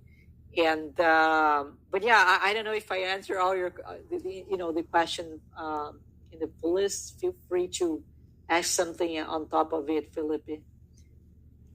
Well, I'm just trying to anticipate like my IT department asking questions and about what are they doing to just protect information that we do share if it was confidential. Now I'm in a place where it's not as confidential as I was before, but I'm thinking also like in the banking industry, they'd be probably more confidential about their numbers and talking about their numbers in a GoBrunch room and things of that sort. Yes, I think, for companies like that, it's very important for you to show the privacy policy that we have, because we have like a one document that shows all our suppliers and if they are, that they are GDPR compliant. And I think this is really cool, right? For people to see, okay, they are working with DigitalOcean and the servers are in New York, and they are working with Microsoft, the servers are in UK. This definitely gives, I think, more, let's say, comfort for them to say, okay, this is not exactly like, in the garage or something like that. This is something that is worldwide and very well tested. And we do have this privacy policy publicly in our website. I can definitely share with you later if you want, but you can definitely browse. Well, I appreciate that. Thank you very much, as always. And like I said, I really do think it's very cool when I've attended them, and it's a nice thing to be able to have either your picture up or have your video up. And so I applaud you for what you created, and I look forward to seeing what else comes. Absolutely, yeah. And it's interesting that you mentioned because in the perspective of virtual office, right? We do have some offices using GoBrunch, and some of them they have like rooms, and the rooms are kind of departments. My office, I decided that each team member they have their own office, and it kind of helps the communication because many companies they use either Slack or Microsoft Teams, right? And in my case, I was finding that the communication was getting very bureaucratic because, oh, can we meet right now? Oh, today I cannot. Right. And then it's kind of a back and forth, and it's not very authentic. Many times they were texting, and now they have their rooms, and I can join their rooms at any time and say hi and hey, I have a question, I have an emergency here, and then we can ask someone else to join the room. It definitely helps. However, Felipe, I have a question for you. In the HR perspective, I remember that I was speaking with an HR professional. I spoke with many of them. But one of them really got my attention because she said something like that. You know what, Richard? If I show this to my CEO, he will say, oh, this is very cute. They're very cool, very cute. But people here have to work, right? And I was like, okay, yeah, this is a very, related to culture. What do you think about it? Like, what kind of, do you see this behavior in many companies? Or do you think it's something more isolated? I think that if you were trying to replace Microsoft Teams with GoBrunch, I think it would be a hard sell. However, selling it for them to use it for like off-staff meetings, departments that are trying to do fun holiday meetings, or just ones that are trying to make it a little more fun and a little bit different and creative. I think there's a lot of opportunities throughout the year for them to use it in those kind of things. And in some cases, if they're 100% virtual, there's even more. Like the companies are 100% remote, I think there's a lot more opportunity. But I think the ones that are in office and are hybrid, I think it's going to be hard sell for CEOs to want to use it daily. But I think that to get creative with a fun staff meeting, to do some maybe like virtual recognitions. Hey, we're going to recognize somebody that's leaving the company and retiring. We're going to do a virtual get-together, and we do on Teams. But I think GoBrunch would be a great opportunity to do that.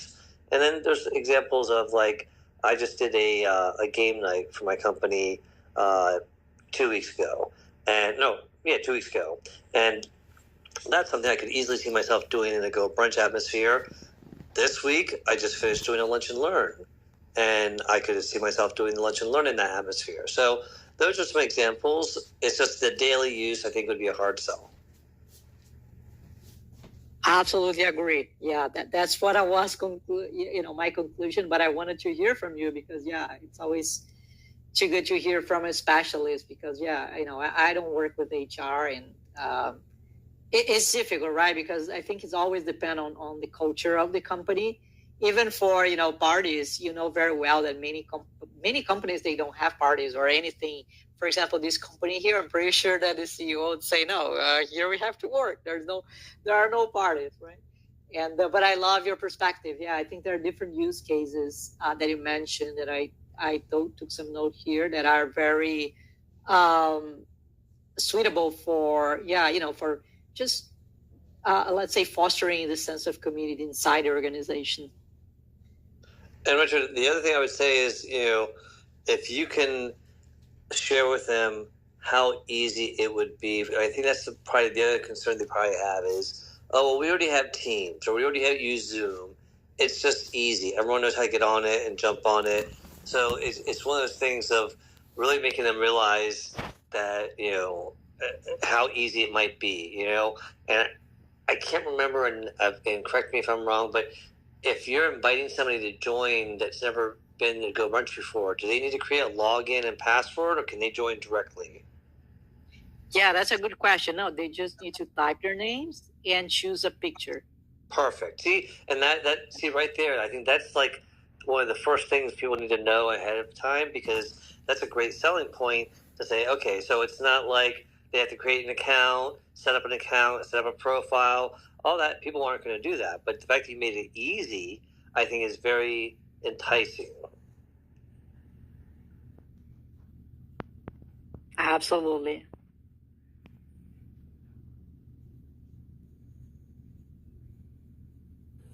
Margaret, are you there? Yes.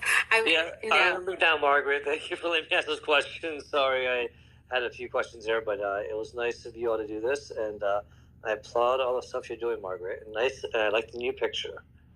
I appreciate you. Thank you so much. No, I was taught, my mama raised me, well, when gentlemen speak, we don't interrupt. We just listen.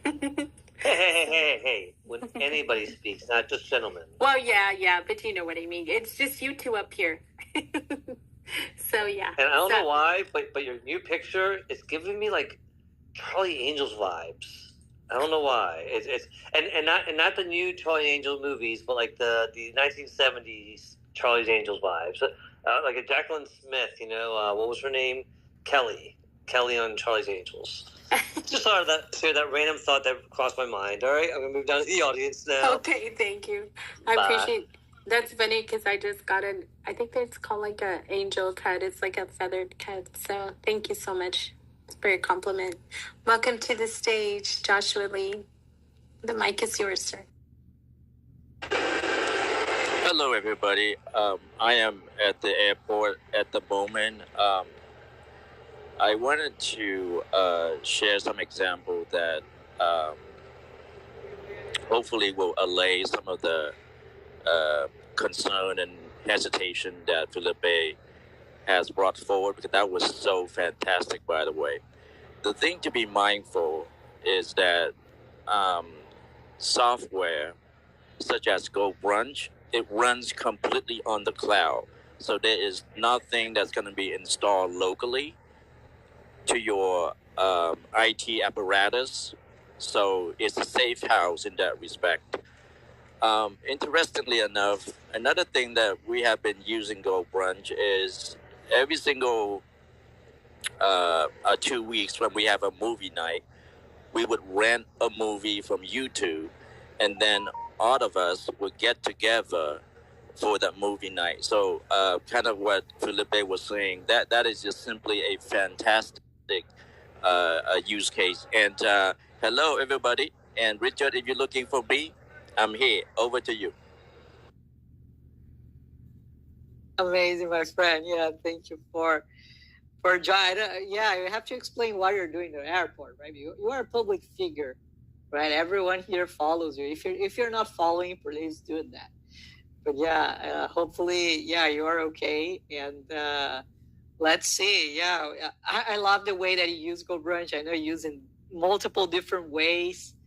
We definitely need to connect, right? To catch up on the new stuff that we are doing and you are doing. Talk about traction. But yeah, good to see you here. Can you explain to us like where are you traveling to, or are you traveling, or are you just getting someone in the airport? I am flying myself to DC, but I wanted to say this to you real quick because I wanted to let you know that when I had a couple of minutes, I saw that the way you were using Facebook, and unless you have something else going on, but what I was able to see, and this is for you, Richard, is that you had a static post, and then the link went directly to a checkout. And I wanted to hear from you how effective it has been for you, and because you are basically asking people, stranger on the spot, to buy, and if it's something that is one of the other campaign that you have, I think that's perfectly fine. But all I saw was just a static post, and then the link will take the people directly to the marketplace for the buy. So that's what I was able to see. Over to you. Thank you. Yeah. Well, yeah, you're a smart guy. We have been trying a lot of stuff, right? And that's why I love to brainstorm with you once you're back. Yeah, take your time. But yeah, this is one of the approaches that we're doing, like taking directly to the marketplace for them to buy, because we saw that the marketplace has a conversion of like 2%. I would say, okay, maybe if we do like ads, but it's not working very well. That's why I want to brainstorm with you. I have tried directly different funnels already. But yeah, I need to pick your brain, right? That's the thing. And then I can share what is working a little bit better, what is not working. And yeah, let's talk about it once you're back. Yeah, take your time in DC. Appreciate. Safe travels, Joshua. Thank you so much for coming up here. So yeah, I believe he's an ambassador, right? GoBrunch. Yeah, he's the man, right? I think it's I'm missing his shows because it's a little bit late for me. Right, but yeah, he's the man. I love to be in his shows, and I love what he's doing. I think it's a big reference for me. Yeah, I really appreciate all his posts because as a newly entrepreneur, I need all the advice I can get, right? I need all the insights. So that's always appreciated. Like even him coming up here and, putting things into perspective, right? So yeah. But he's, that's one thing with Joshua Lee is he's very humble. He's a very humble person. You're never going to hear him brag about himself, So, but there's a lot to brag about. Right, Richard? Oh, yes, absolutely. Absolutely. Yeah. Yeah. I can see like, he's a genius in many ways, right? And super creative. Yeah, he always, I think he's the kind of guy that in the future say, okay, what Joshua would do in this situation. 100%. Do buy, don't buy. But that's the thing, right? With your life, you're always going to buy something, right? It's called an investment. When you have a company and you have a business, you're going to put your investment in. It's a choice, right? You're going to have to make that choice of what you want to invest in. And you always start with you. Always start with yourself. With your self-care, your self-mindset, your self-love, yourself, always start building yourself. So when you do that in opportunities come your way, your mindset is already clear. You know, a lot of times, you know, I had a room earlier with a beautiful, amazing healer, Kim Lee, and which, by the way, Joshua Lee promoted that too with the amazing post that he did for us. But he, you know, she was talking about taking out all that garbage. Why am I talking about that when I'm here with Let's Go Brunch, right? But that's where it starts, because you have clarity. You need concisement to make choices like that. Like, what do I want to invest in? You know, and how am I gonna do this? What am I gonna do that? What am I gonna use for my business? You know, all of those things. But it starts with a clear mind. And oh, I see that Carla Perez is back. Do you want to raise your hand and let's see if you can come up, Carla? So hopefully she'll come up and ask that question if you want to. If not, maybe it was just an accident you came up. I don't know. But I want to welcome her back in. Welcome back, Carla. And Christiana, thank you for being here. Wonderful rooms. She has wonderful rooms that she does as well. Okay, let's see. Okay, yay! I got you up. Hola, hola. The mic is yours. Hi, everybody. Hi. Hi, Margaret. Hi. Thank you. Thank you for being up here. Hi. Did you have a question about GoBrunch? I'm going to have an event and I'm going to invite you. Actually, everybody here invited to the event that I'm going to host over there.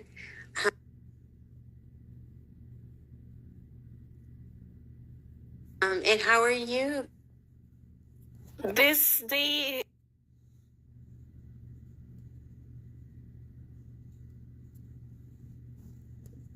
Oh, sorry. It's giving me some technical difficulties. So I'm so glad to be here with you. I'm going to try to go back in.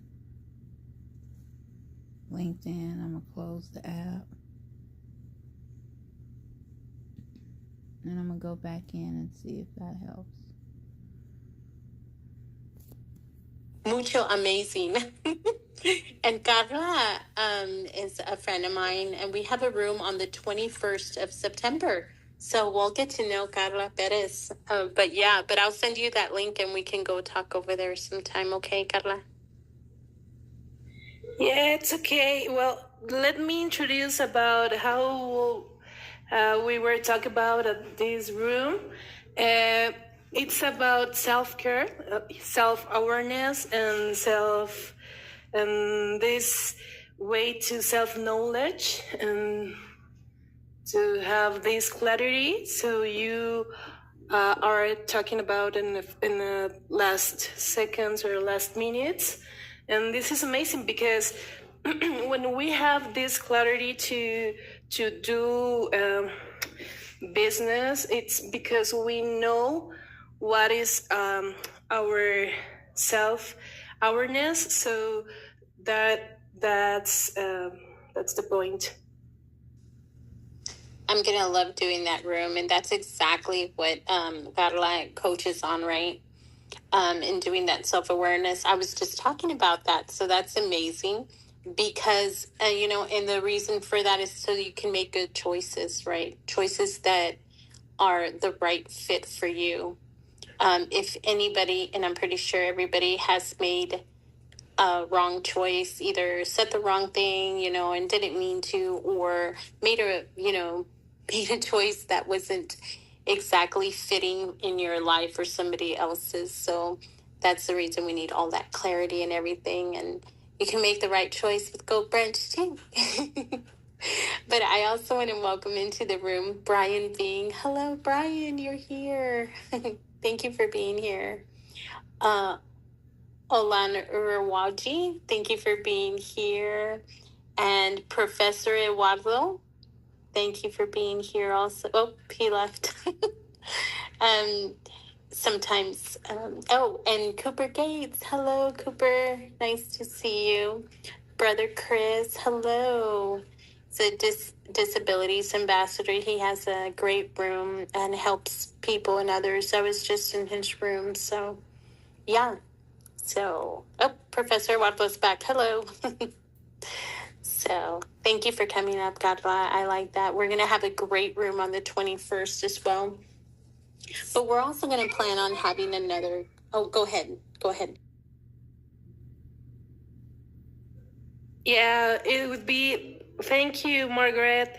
Well, actually, I'm with my child, so I need to go out of this room. But it's a pleasure to know all of you and to be here and to talk about this self-awareness and to talk about GoBrunch. It's an amazing initiative.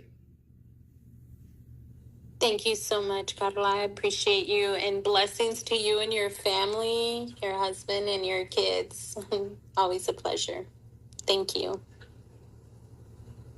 Richard, did you want to say anything? No, thank you very much for joining and your support. Yeah, absolutely. Looking forward to this room that you mentioned. Yes, thank you so much. Yes, and also Dr. Julian, thank you for being here. And I also want to welcome, Metaverse. Hello, Tara Bush. Thank you for being here. So I have a power couple here, David Jones and Tara Bush. Thank you both for being here. So I have a series, also a marriage series that I'm going to be doing. Nope, I'm not married, but I love marriages. I believe in them strongly. And yeah, so I'm going to be doing that and hosting them and hosting another one that I'm going to do on location on the 31st. So I'll be driving out and going there. And yeah, just trying to bring you all good, wholesome, rooms. So Dr. Julian, thank you so much for being here. The mic is yours, sir.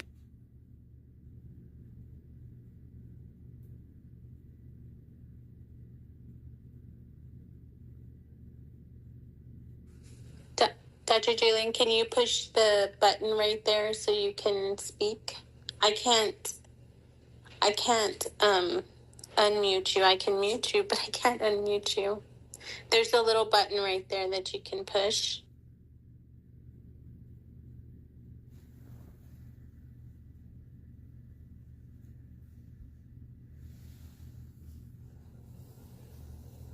Are you able to push that button, Dr. Julian?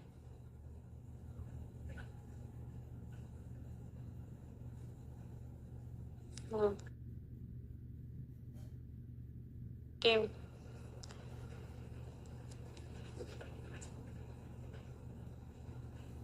All right, Dr. Julian, I don't know if you meant to come up again. I know this is the second time that you come up here.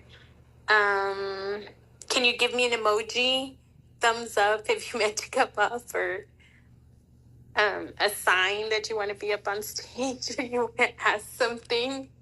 What to do? All right. Well, okay, Richard, we've gone. I'm so sorry. I didn't even realize the time this room was supposed to end at 8 o'clock. No worries. Yeah, I'm enjoying. Yeah, a lot of. Yeah, and I did have another question. Sure. So, my AI partner, Frank, had his question about, can you ask Richard if he has thought about exploring the benefits of custom-trained conversation Q&A AI agent as an additional feature for event organizers? Have you ever thought about that? You mean like the AI transcriptions, like, the AI take noter, something like that? I'm sure she's talking about the AI, the chatbots and stuff, because that's what we do. Yeah, what some people do, like talking about AI, what some people do, which is really cool, they kind of add their chatbots inside a room. Imagine that you have like a lobby, your lobby, right? And then people join your lobby and they can speak with your chatbot, right? Of course, this is not built in GoBrunch, but you can add to your GoBrunch room if you already have a tool, right? And we do have like this group of techie people that are always recommending, hey, this is the tool that I use for the chatbot or this or that. But then, yeah, I imagine they join your lobby and let's say it's from Lisa, and then can be like a video from Lisa. Hey, welcome to my lobby, right? You can use the chat box to ask any questions that you have, and then they can start engaging with the chat bot and say, hey, where's Margaret, right? And you can integrate with this, and then at some point you can get like a text message that someone wants to speak with you, right? That's what Peggy did in her room. To be honest, I don't even know exactly how. But it's a super cool way for you to have, because many times you don't have to be in your room. You can add videos, you can add, different stuff for people to engage with or engage with your content, and click here to speak with me, right? And then they join to your office or they schedule a meeting with you. But yeah, in terms of take noter, we still don't have a take noter, but I have seen some people using external tools such as Crisp for doing that. And the Crisp actually works, I think, even too with LinkedIn audio if you want to get like the transcription of it in real time. That's pretty cool. I don't think he's on here. Oh, yeah, he is here. He just can't speak right now. So, okay. I'm not sure if he's gonna. I'm pretty sure he's working. It's just those, working around the clock. Do you know anything about that, Richard? Of course, we work around the clock. Absolutely, yes. I'm going to check back and circle back with Dr. Julian. See if you can unmute Dr. Julian. Hello, are you there? I don't know. Maybe the connection. A lot of times, connection has a way of interfering with us communicating, right? If you can unmute Dr. Julian, the mic is yours.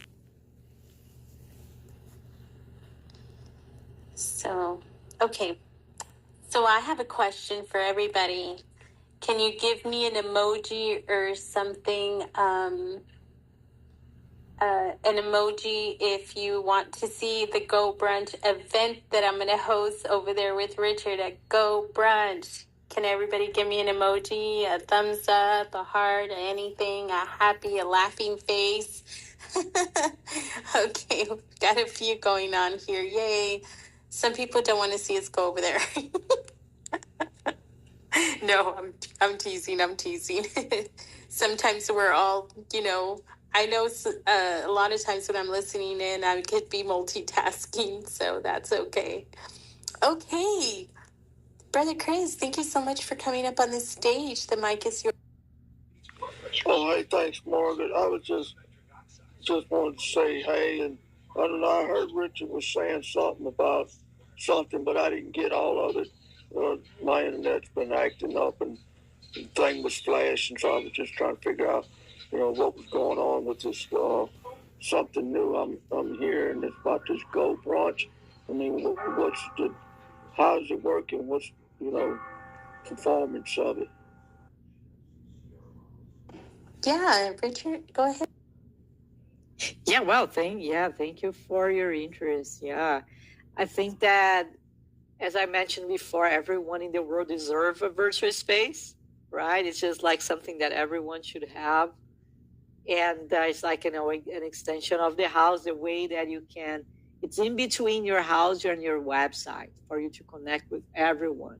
And I think one of the differences that, one of the things that I miss here on LinkedIn is the ability for when the session is over, we kind of take everyone to a different session, right? And I saw this happening on Twitch in the past, right? I think they call this a raid. Everyone kind of raids in a different one. Let's say this next one we have here, I don't know, Iris has a session, and then Margaret takes everyone to her session, like raiding. And what this is something that I'm looking to add to GoBrunch. But I'll say that for now, what is interesting is that the room lasts forever. And even, for example, this today there was a session, and everyone left, but 3 people decided to stay to work together on something. And let's say the owner of the room doesn't need to be there.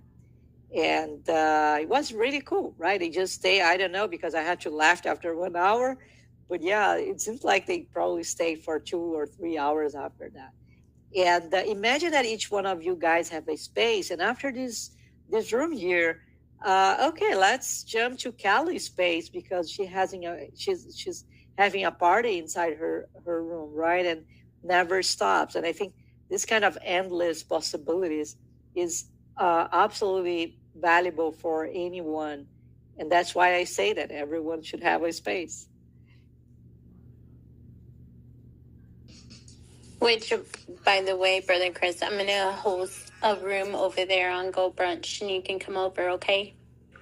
Hey, that'd be fine. I was just wondering, I was just curious, how was it working? I mean, because I know with Lincoln, after so long, like Shayna's room, been getting like 4 hours, and they shut you down, and I was curious. But yeah, just send me the link, and because I know y'all running short on time, I'm just getting over, but send me the link, and I'll be more than happy to come over and learn more about it. Yeah, so over there's no shutdown. Hey, that would be cool, man. That'd be nice then. No shutdown. I mean, you guys are all-nighters. Yeah. That's the perfect place to be. You're right, Miss Margaret. Because me and Sherry, we all-nighters. Sometimes we bring daylight in when we talk, But that's cool. I'll just send me the link, and I'm sure it'll be appreciated to come over and learn more about it. Yeah. But that sounds good. Yeah, absolutely. We would love to see you there.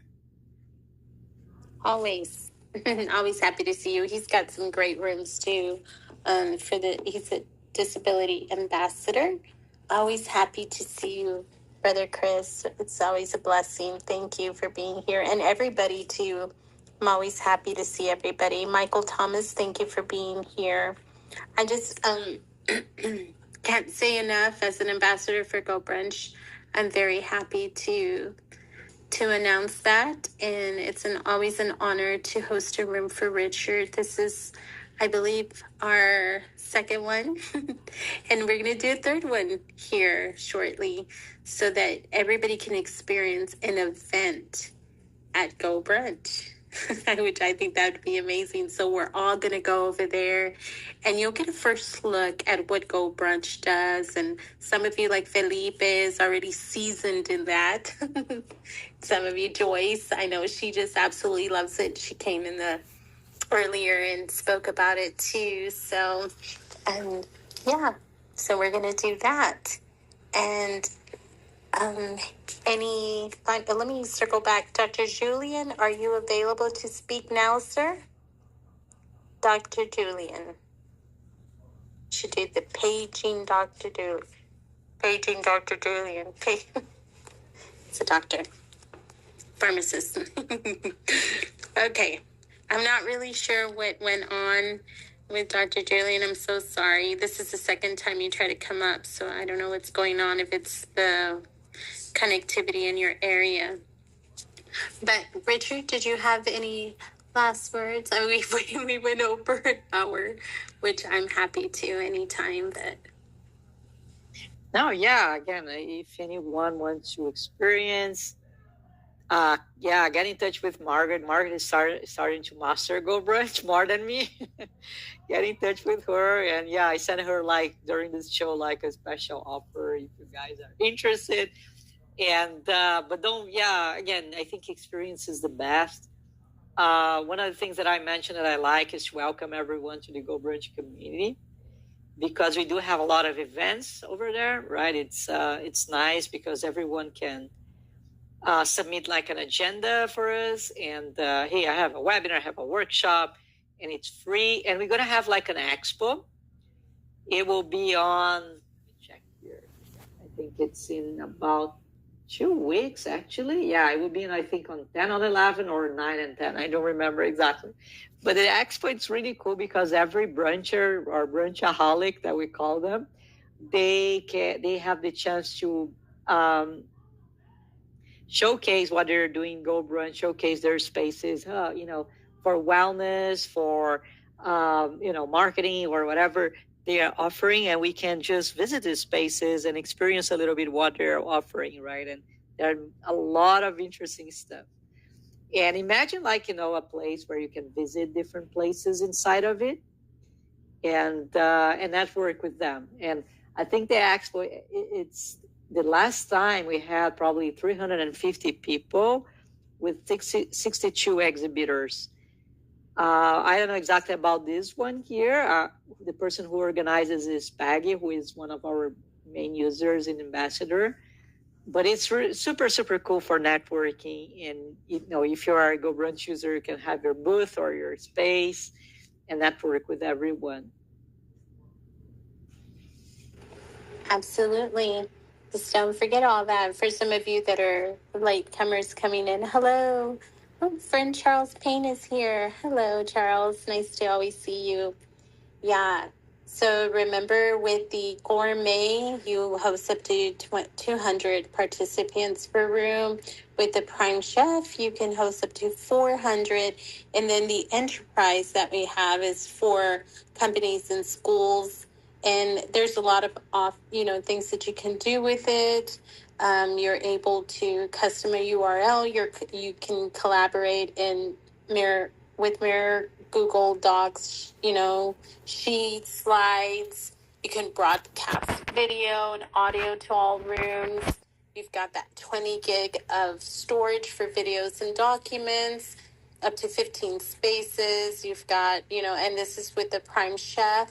You can actually do up to 35 rooms or breakout sessions per space, multiple moderators, so connect your rooms and create simple private metaverse on there too. And you can move and duplicate brunch circles on there, which are kind of like and you'll see when I do the event there, you're going to see exactly what I'm talking about, right? And so you're going to be able to embed the videos, the calendars, the forums, Canva designs, and you're able to customize your spaces, your backgrounds, your images. So you get to create that space how you want it, right? And with the gourmet, you're going to share multiple screens at the same time. You can record on the cloud, and it's like, Joshua Lee came up and told you it's a safe space because you have that cloud, right? It's that safe space. So, and you're able to share those the screens, like I said, and then just upload files, materials. You get to have up to 5 rooms, breakout sessions per space, up to 5 spaces. And you get registration, attendance reports, simultaneous presenter cams, and you place your logo on there. How cool is that? You get your space, you get to put your background on there, your name. It's always good when you can see your name on there, right? And what you represent. And you get to play YouTube videos, like Joshua Lee was saying. So you used to be able to hang out and go to a movie or gather around, right? But here you can go to this virtual space. You can even watch the games there. Hey, how cool is that? Come on. You can download the chat history, exclusive room templates for different occasions there, right? And then you have your free. Now, you get to do all of that, but let me go ahead and tell you about the free. And don't forget, all of this is with webinars too, right? And welcome into the room, Keith Kupperman and Dr. Peter. Nice to see you. So with the free version, you don't have a time limit on there. Now, with all of them, there's no time limit. Like my event right now is going on for 2 hours already, 2 hours, 7 minutes. But it can only go up to 4 hours, and then we get all kicked out. We've all been there, done that, right? Seen it. But with GoBrunch, there isn't a kick out. So it goes on and on and on and on. It's like the song that never ends, right? But there's no time limit. There's up to 6 participants per room. You get to share your screen with the sound. One single link forever for your meetings. You get one room per space, not like the 5 or other. You get one space and up to 2 simultaneous presenter cams. Amazing virtual room layout, interactive memes and reactions, and there's no installation or anything. That's with the free version. If you want to just try it out, you can, just to see if it's the right fit for you, your organization, your company, your business, for whoever you work for too, just to have a meeting there, conference, or anything that you really want to do. So there you go. That's the Go Brunch about it. But I thought it was pretty cool when I said, let's go brunch. Because that's what it is, right? You're going to a space, you're going to go, do whatever you want. Nancy, we did dinner with Nancy. We can actually do a dinner with Nancy there, and you can eat and do whatever. And it also has where you can see the actual Zoom vid camera too. So, okay. Well, thank you so much. I appreciate everyone's time. There's 44 beautiful people listening. Thank you so much. Most of you stayed with me since the very beginning. I always appreciate you being here with me because you can be anywhere you want. There's other places, but you decided to make the choice and be here. Thank you, Brother Chris, for being here too, up on stage. Everyone who came up and shared, everyone especially who reposted this event. Richard, it's always an honor and pleasure. Thank you for just gracing me to be able to do this room for you. I appreciate it. And Go Brunch. Absolutely. Thank you very much, Margaret, for having this room. It was simply amazing to share. And, it's not only about sharing, but just see these beautiful people here together. It's always, an amazing energy that we have. Really appreciate your time here. Everyone who jumped to the stage, everyone who stayed until this time, right, listening to us, really appreciate. And get in touch with Margaret if you want to get this, anything, any additional information on this special offer that I just created here during the show and send and share with her. And appreciate that, guys. Yeah, thank you also for doing that as an ambassador for Go Brunch and for Richard. I'm able to give you that great offer that he's talking about. So just DM me, see if you want to have that. And I want to tell you to take care of yourself. Please don't forget how unforgettable and worthy you are always, all the time. Thank you so much. And blessings to everyone. Safe travels, Mr. Joshua Lee. Take care. Okay, Richard, any last word? Well, thanks, Margaret, for having me up and sharing this room. You got a big heart, and you bring a lot of warmth and a lot of light in all your audio rooms you've been having. I've been learning a lot from you. And thanks for having me up here and sharing this, and I'll be waiting for your link. Thank you. Thank you. Yes, I'll be sending out that link for our event that I'm going to have, a Go Brunch event at Go Brunch. Richard? Thank you. Well, thank you again for having me, Margaret. It was amazing. Love the experience here again with you, and wishing you guys a wonderful evening, afternoon, or morning, whatever, whenever you are. And please stay safe, everyone. Yes. Kenny just raised his hand, right? Because he wants to stand the show. Here's him. Here he is. Hello, Kenny. The mic is yours. Are you happy now, Richard, that I finally raised my hand after 3 hours? Yes, I am. Yes. You're just old, Kenny. You're slow. That's what it is. What did you just say? I say you're just slow in your old age. That's what I said. You didn't say that. I'm going to ignore you. But anyhow, I just want to say savor the flavor. And I love all of you on stage and in the VIP lounge below. We love you too, Kenny. It would never be a room without Kenny. Oh, I see the lovely Dr. Constance Leland is here. Hello, CJ. Nice to see you. And yeah, I'm gonna send you a link to the. Everyone is invited to the event I'm gonna host on Go Brunch. How fun is that gonna be? Come on, I'm excited. You're Are you excited. serious? Are you serious? Yeah. Thank you. I appreciate that. All right. What do you have in mind for us? My homemade, delectable sweet potato cheesecake. All right. That's fine. That's fine. We'll What else? What else? You have to find out.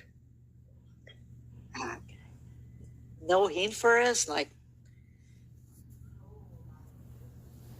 no hints. You just have to find out. all right.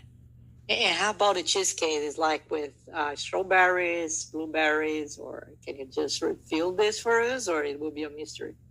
No blueberries. I don't like blueberries. How you don't like blueberries? No. Well, that's good to know. That's good to know. Yeah. What about blackberries? Do you like blackberries? Those are edible. Yes.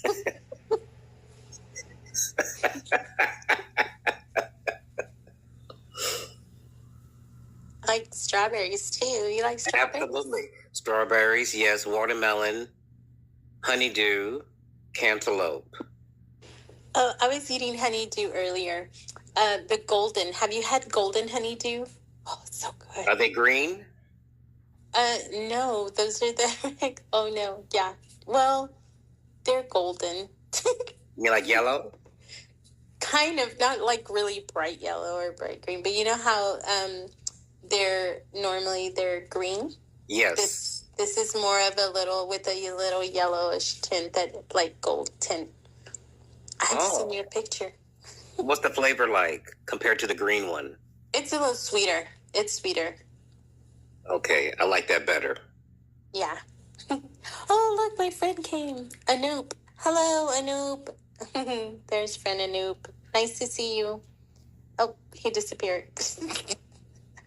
Oh, there he's going to come up and say hi. Hello, friend. Thank you for being here. The mic is yours.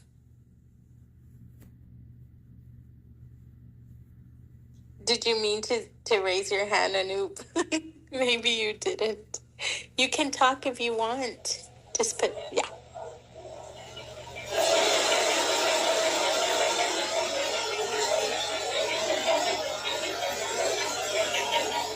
Hello, Anoop. Okay. I like it. No, you don't. Was that a song, Anoop? Do it again.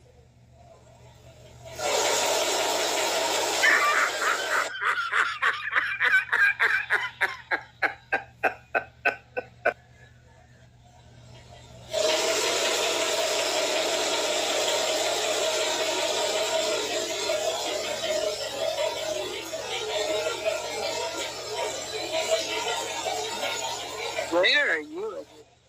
That it sounds like a train, right? Yeah, it seems like a train. I don't know. What do you think? Train or I don't know. You know what it's giving me? It's giving me Transformer vibes. Transformers. What kind of friends do you have, Margaret? That's my friend Anu. Hey, he's nice. Thank you. I have all diverse friends. Go ahead, Anu.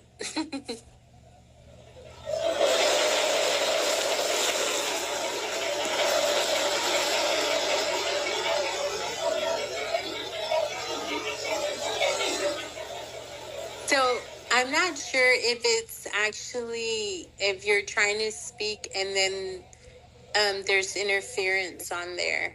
I'm not really sure if that's what it is. No, it's not. No, it's not. It's on purpose. It sounds like a train. Yeah, I can hear it in the background. Yes. Can you hear it, Richard? Richard. For me, it's only noise. Pretty cool. Nice That's all train. you're gonna get. Thank you. That's all you're gonna get. That's all you're gonna get. Oh, he's That's off. okay. That's okay. I'm grateful. I'm keeping it real. I don't judge. There's no judgment here. If you want to come and sound your train, I just keep it real. if you want to come and sound your train, or you want to tease somebody with some cheesecake, or just come up to the stage to say, savor the flavor. Come on. You can do that too. No judgment here. No judgment. Right, Richard? No judgment at all, yes. Oh, this has been so much fun. Thank you, Richard, for allowing me all this time that I've taken from you. An hour and almost 30 minutes away. But thank you. All right. So, Kenny, let's do this. Kenny, you have to pick someone here that you want to come up here to the stage. If you could choose one of them, right? I know it's unfair. You want everyone here. So right now, pick one person to come here to the stage. Okay. Right now? Right now. H. Marcello. Marcello. I don't know if Marcello can jump here. Yay, Marcello, you're chosen. Come on. Hopefully, yeah. I don't know. He's in the train or he's traveling as well. No, he's not. He's not? Okay. You have intelligence, right? Kenny has intelligence on LinkedIn. A lot of intelligence. I agree. Come on, Peter. Raise your hand. Yeah. All right. Marcello is not available. Anyone else, Kenny, that you... Okay. Peter. Yeah. I was about to say hi to Peter. It's been a while. I don't see Peter, right? And hello, my friend. Good to see you. Good to see you. I knew Kenny would pick me. Punk. You're so funny. Hi, Peter. Hey, Margaret. You knew Kenny would pick you because he knew you'd raise your hand and come up, Peter. Yep. How you doing? How's the new job going, by the way? It's going okay. Haven't gotten anybody hired yet, but got people submitted to jobs, so moving on a positive track. So is recruiting, is that kind of like staffing? Yeah. What I'm doing is staffing because I do essentially work at a recruiting agency. I mainly recruit for Boeing, but they want me to help out with other clients as needed. Oh. So that's what I used to do. I used to do staff. I used to be a staffing coordinator, a staffing manager. It is pretty tough. But would you get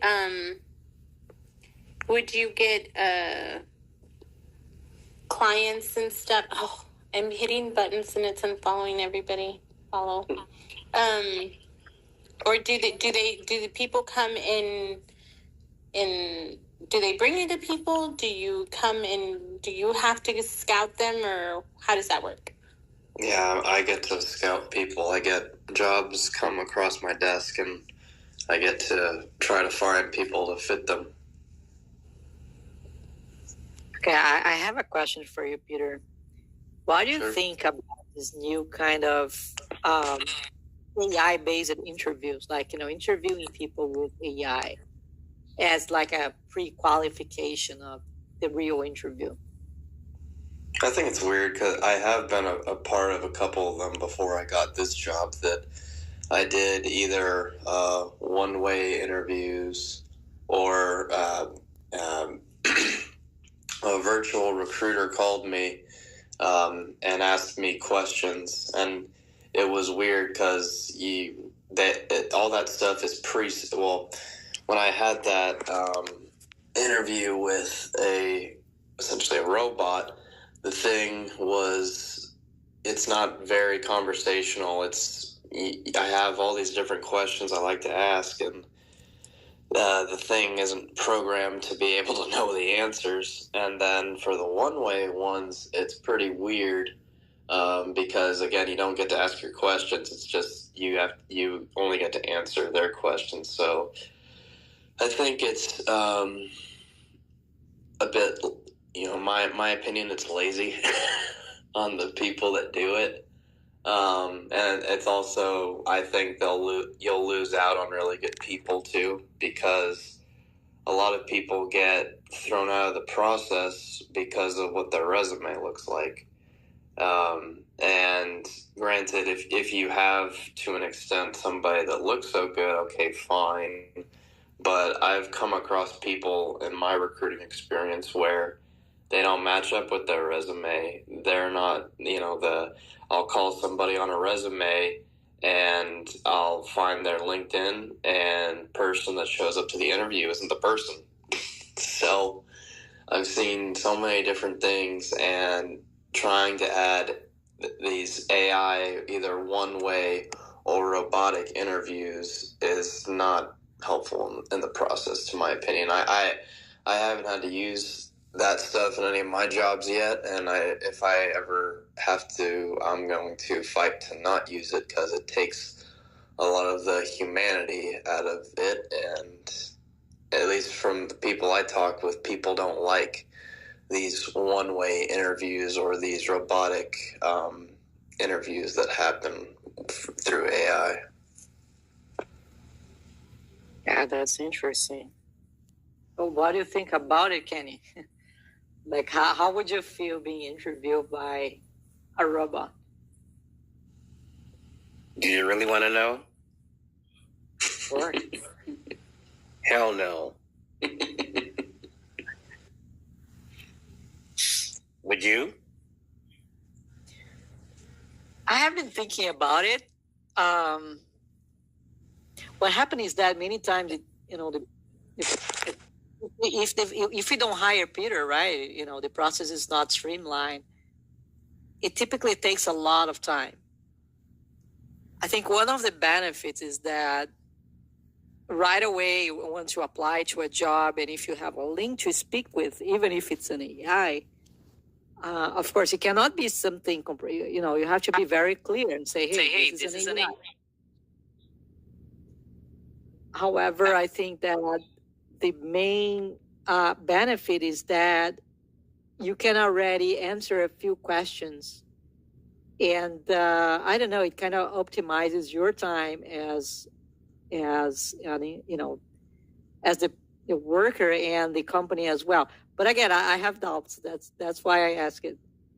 Oh, I have doubts, all right. I do. Hell no. All right. Yeah. That's why I'm asking. Are you serious, though? A machine? I don't know. I mean, I'm wondering, right? I have seen some people using that. And I was recruiting a developer. It's been, 2 months. And I spent a lot of time, right, interviewing different people. And sometimes, the person feels like, I spent 2 hours in the interview, but I'm pretty sure that in 10 minutes, this person would know if I'm a fit or not. And maybe the AI could filter that or not. But again, I'm just trying to think about myself being interviewed, as Peter said, because it's not human, right? It's something that is new, is artificial. I don't know. I'm still doubtful, but I definitely agree with you guys that, especially if it's for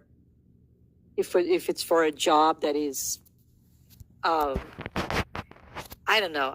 Yeah, I have mixed feelings, to be honest.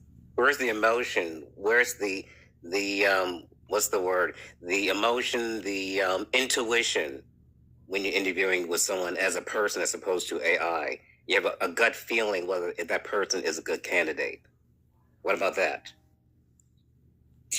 I think that what they are, again, I don't know because I never did. I've never done that, right? All my interviews was in person.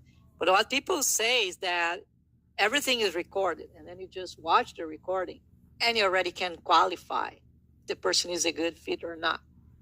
I don't know. I'm not a recruiter. I'm not an expert. That's why I'm asking. I'm just adding data for you guys to share your opinion. Will AI do the recording? Is that what you're saying? Yeah, I don't know exactly how it works. I never use, as I mentioned. But yeah, everything is recorded, right? And then you can watch the recording later and say, you know, and then AI will ask a question. I agree with Peter that it cannot be something conversational. But maybe, I don't know, asking 3 questions and then you watch the video and then you can pre-qualify. I don't know, might be something interesting depending on the job, but I'm not exactly sure. Peter, help.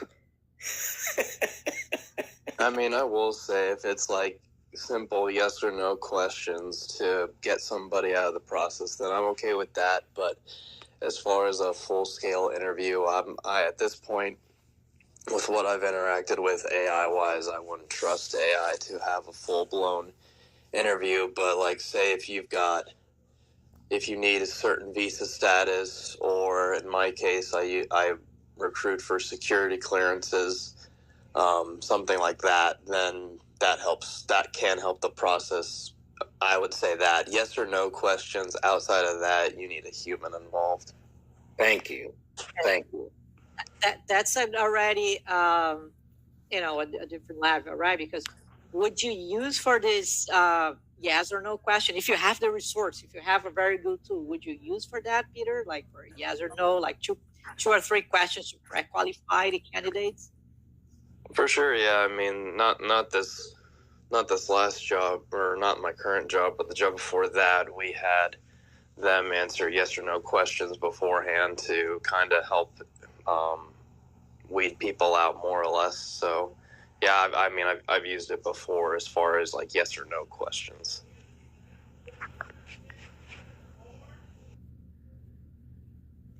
Margaret, your opinion? What was your question? Sorry.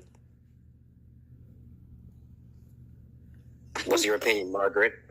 My opinion about what? AI? Yes. What specifically would you like to know? Would you like AI to interview you? Interview me? Yes. Hell no. I'm not sure. I don't know if I'd feel comfortable with that, but it does save the person time to do it, like, because it does take a lot of time to, so I'm not surprised that they're using AI to do that, because it eliminates, or it costs a lot of money to interview somebody. It costs a lot of money once you're training somebody. Shh. My cat, sorry. They have the zoomies right now. But yeah, I'm not sure. What does that even look like, Peter, for real? Is that what y'all are doing now? Partially. I mean, not in my current job, we're not using AI, but my job before this last one, we did use AI to where we just had them answer yes or no questions. But whenever it came down to a more open-ended questions and answers, that's where I would step in. But we would use AI for yes or no questions to weed people out a little bit. So, yes and no questions, like... Yeah, imagine like a video, Margaret. Yeah, imagine that, you apply to a job and then someone sends you a link and then you join the link. It's just like a meeting with an AI, and the AI will start asking you questions with a video and say, I don't know if it's, as Peter said, I think it has to be very simple questions, not open-end questions. But yeah, did you enjoy the last job that you had? I don't know. I'm not good at elaborating questions. And then you answer all the questions. Everything is recorded, and then Peter will watch these answers and qualify if you're a good candidate or not. Yeah, and I guess go ahead. No, I was going to say, so being on the business side of it, Stanview, I could understand why to use it, because you're talking about saving you costs, saving you time. And I mean, I can understand the reason why, but I want to welcome Dr. Constance Leland to the stage. Hello, CJ. Nice to see you. Hello, I don't think you've ever been everyone. in my... Kenny, why am I not getting pies? Like, I've been asking for this pie for 2 years. We're not friends anymore. Where's my pie, bro? I don't do pies, I do cheesecake. Okay, I want cheesecake then. Where's my cheesecake? It better be pink. It's not white. It's not brown. It has to be pink. Stand in line.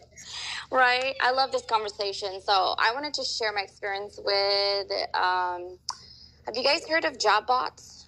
No. Okay, so there's this position that I've applied. I'm sure Peter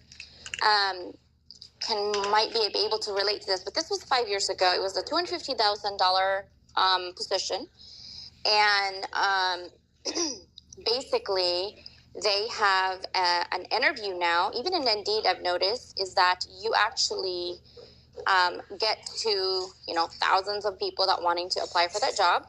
And then they have a filter set where they go by how many years of experience. They have certain questions to filter you through.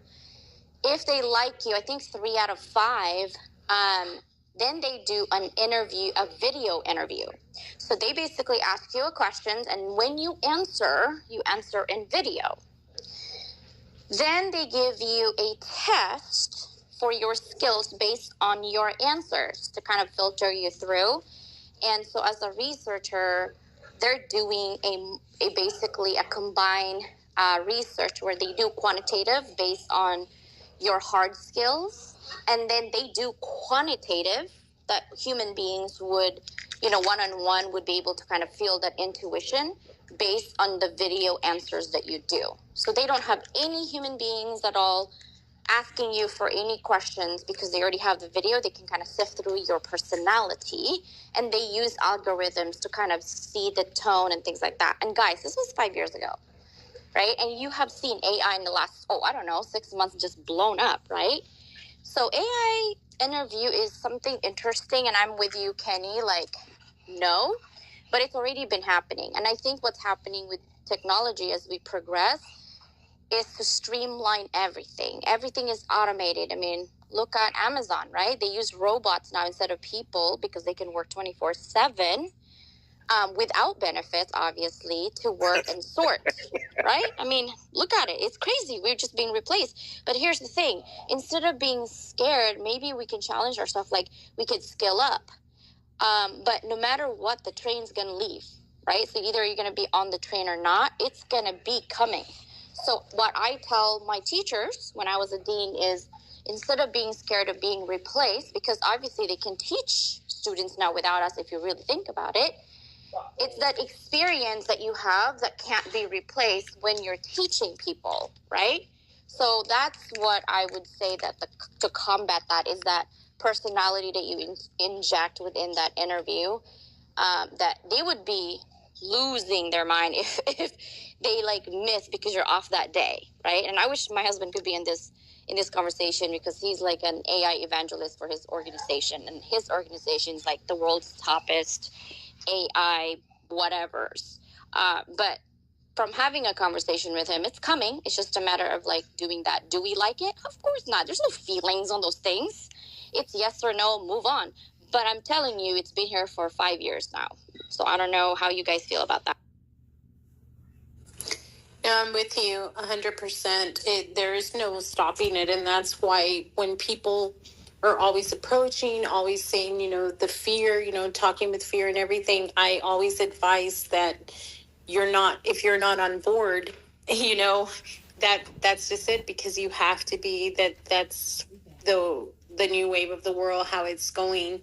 It's good to be knowledgeable and have that so you can if you can get that access to, start learning it, and because it's going to affect everything globally, everything and all we do, even just, in your employments and your businesses, everything is going that way. What do you think, Richard? Or Peter. Somebody. Yeah, I think that I'm just thinking that there is one benefit, which is we humans are very anxious, and if we have like an immediate response from the machine, it makes us feel a little bit better. But in the other hand, if it's not very structured, right, we feel absolutely frustrated, right? Because how many times we feel frustrated with machines and robots? Like today, I was trying to renew my Adobe subscription, and the Adobe chatbot was absolutely crappy, right? And I yeah, like speak with human. Why do you want to speak with human? Because I want to speak with a human, right? Because you do not help. And it's a lot of frustration. If you structure it in a good way, then it might help initially. But if not, right, if you don't have the option of the human person, don't do it.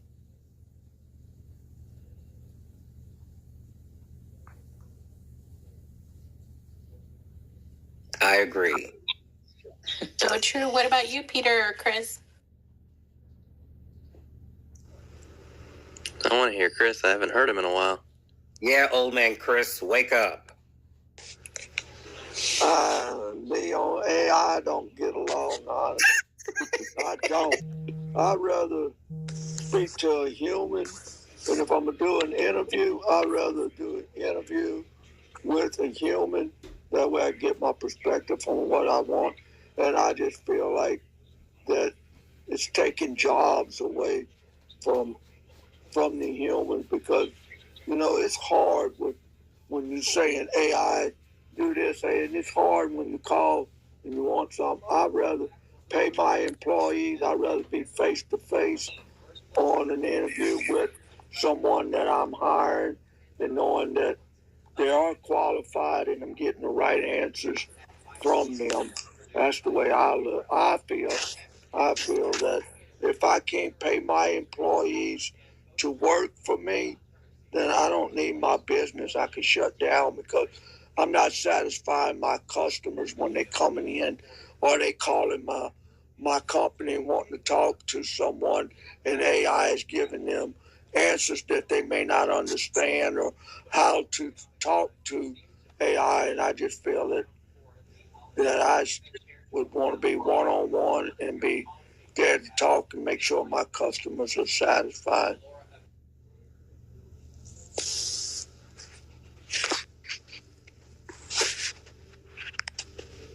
That's the question, right? The question is, can AI guarantee satisfaction? No. Because satisfaction is a human trait. So, but I kind of agree in not with you, Brother Chris, on that, because, and this is the debatable, right? Because yes, it is going to, and you already seen it, like we have McDonald's out here, they're full automated, right? No. Like there's yeah. So San Antonio, Texas, they did a and this was years ago, where they went all there's no books in that library. The library is all digital. What? And that was like 3-4 years ago, something like that, 5 years ago, maybe. They were the first to do it. They wanted to be the first on the map to provide a library that's all digital, no paper. No books in the library. Correct. Correct. But this is the deal, is that because all these things, us as humans, what are we going to do? You have to educate yourself on things, and if something is going to be taken from you, the only thing that you can do is sharpen your tool. And it's something that you can learn. I always say, there's no reason not to learn something. You can Google it. You can YouTube it now. I spend time troubleshooting my laptop. Am I, somebody from Geek Squad? Yeah, probably a geek, but not the Geek Squad. Probably a geek though. But yeah, so I reboot mine. I troubleshoot mine. Sometimes I have to run the hardware. I mean, not the hardware, the software on there. There's a lot of things I can walk you through. If the Wi-Fi icon is missing, there's several steps that you have to do. But so there's no reason not to know how to do something. You have all of these tools that are available to you. And that's just me. Like, if I feel threatened by something, then I just feel like, okay, I just have to step up my game, and now I have to learn. And that's my action to the reaction of the situation, and yeah, AI is here to stay. It's not going to go anywhere. It's only going to get better. I mean, we first had, nothing. Then we had Alexander Graham Bell. Then we had electricity. Then we had TV. Then you had color TV. Then you have radio. Well, no, radio came before the TV. Then you had radio, and then color TV. Now we have then computers, and now we have phone. This cell phone is a TV and a computer. So you get to walk and take your TV with you. Or your computer is always with you, right? And so that's the example right there is what I'm trying to say, is that it's not going to go anywhere. It's only going to get better and more accessible. Now things are more accessible. So you have to, sharpen your tool. Well, AI can never replace me. No. It's not going to happen. No, it wouldn't. It couldn't. You're right. Because the people behind the AI and everything is a human. And that's something that we always have to remember. Exactly. That it's interesting that you mentioned, because in my opinion, AI helps productivity. But in my opinion, it doesn't help engagement. Right. I know that some apps are doing something here and there, but I actually don't believe on that. Right. And I'm very strict. Like, if you're looking for engagement, forget about AI. Get some distance. Right. And AI is for productivity, not for engagement. That's why it will never replace you, Kenny. Absolutely. Absolutely. And AI cannot operate the electron microscope. A human has to do that. I'm physically in the laboratory processing samples. AI cannot do that. A human has to do that. People come to see me to look at the results. AI cannot do that. I have to do that. People love me. AI will never love me.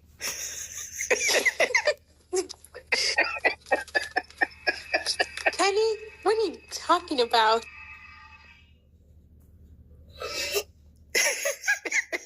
Kenny, are you drinking again? I don't love AI. AI got no love for you. No. Yeah, if you have a problem, AI can't resolve it without a human doing it.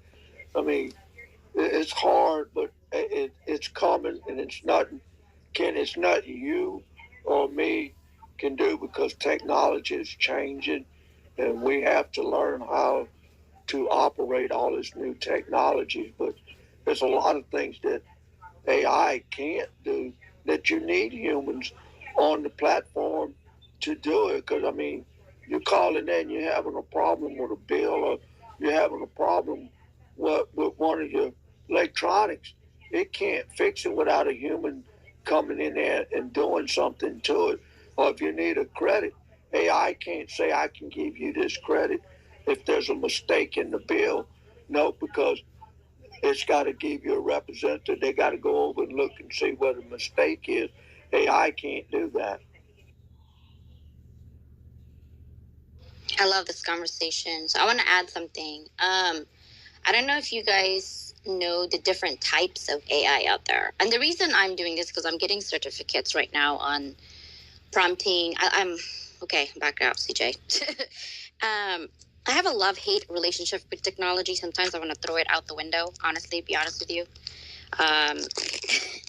But it's something that we all use, right? So I have to better understand it. I have a background in cybersecurity and counterintelligence, and I do participate in good hacking, good ethical hacking called white hacking, but it's only to look at loopholes. And there's different types of AI. Some are existence in work that you do. Even if you're not aware, it's already there, right? But I don't know if you guys know the different types of AI, the ones that exist or doesn't exist out there. So I'm getting certified on that just to be knowledgeable, because I like to be an advanced student on what is and what isn't. Because when we fear the unknown, we tend to be illogical and just kind of listen to what people are saying. And some people, when they say, it's really damaging because it just creates panic, right? Instead of understanding, it's like human nature. If one gossip on another and it's not really, there's no base on it, but people just listen to it, it becomes the it, even though it's not true, right? So I wanted to know for myself what are other types of artificial intelligence are there, and how can we categorize them into different types based on their capabilities, applications. Like, think of it like, because AI is a machine, right? It's algorithm. But what's really scary is that AI will always be smarter than us, but AI will not have emotions and self-awareness just like us yet. I will not say ever, because it's never impossible, right? But there are narrow AI. These are like weak AI. So there are systems designed to perform like specific tasks. They could be like your calendar. Have you guys heard of oh my gosh, what is it? Use Motion. I think it's on Facebook. It's everywhere. It's a calendar for ADHD, like me, where I'm all over the place.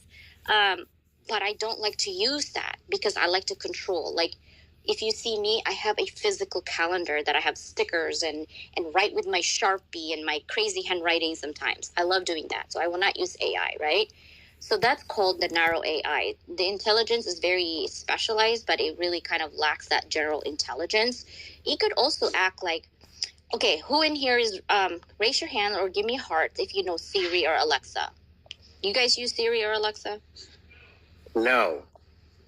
You don't use Siri or Alexa? No. I don't like Alexa. She listens to everything. She does. Like, I'd be talking to my husband and she would respond. I'm like, huh? And I cursed her one time. Curse Alexa, see what happens. And no bueno. She tells me to. I'm not nice, but, and some other fun words. But Alexa and Siri is narrow AI. I don't know if you guys know that. That is called narrow AI. Now, general AI, this is a little bit of stronger, right? It's basically about the ability to understand, the ability to learn and apply knowledge across a wide range of tasks, much like a human being.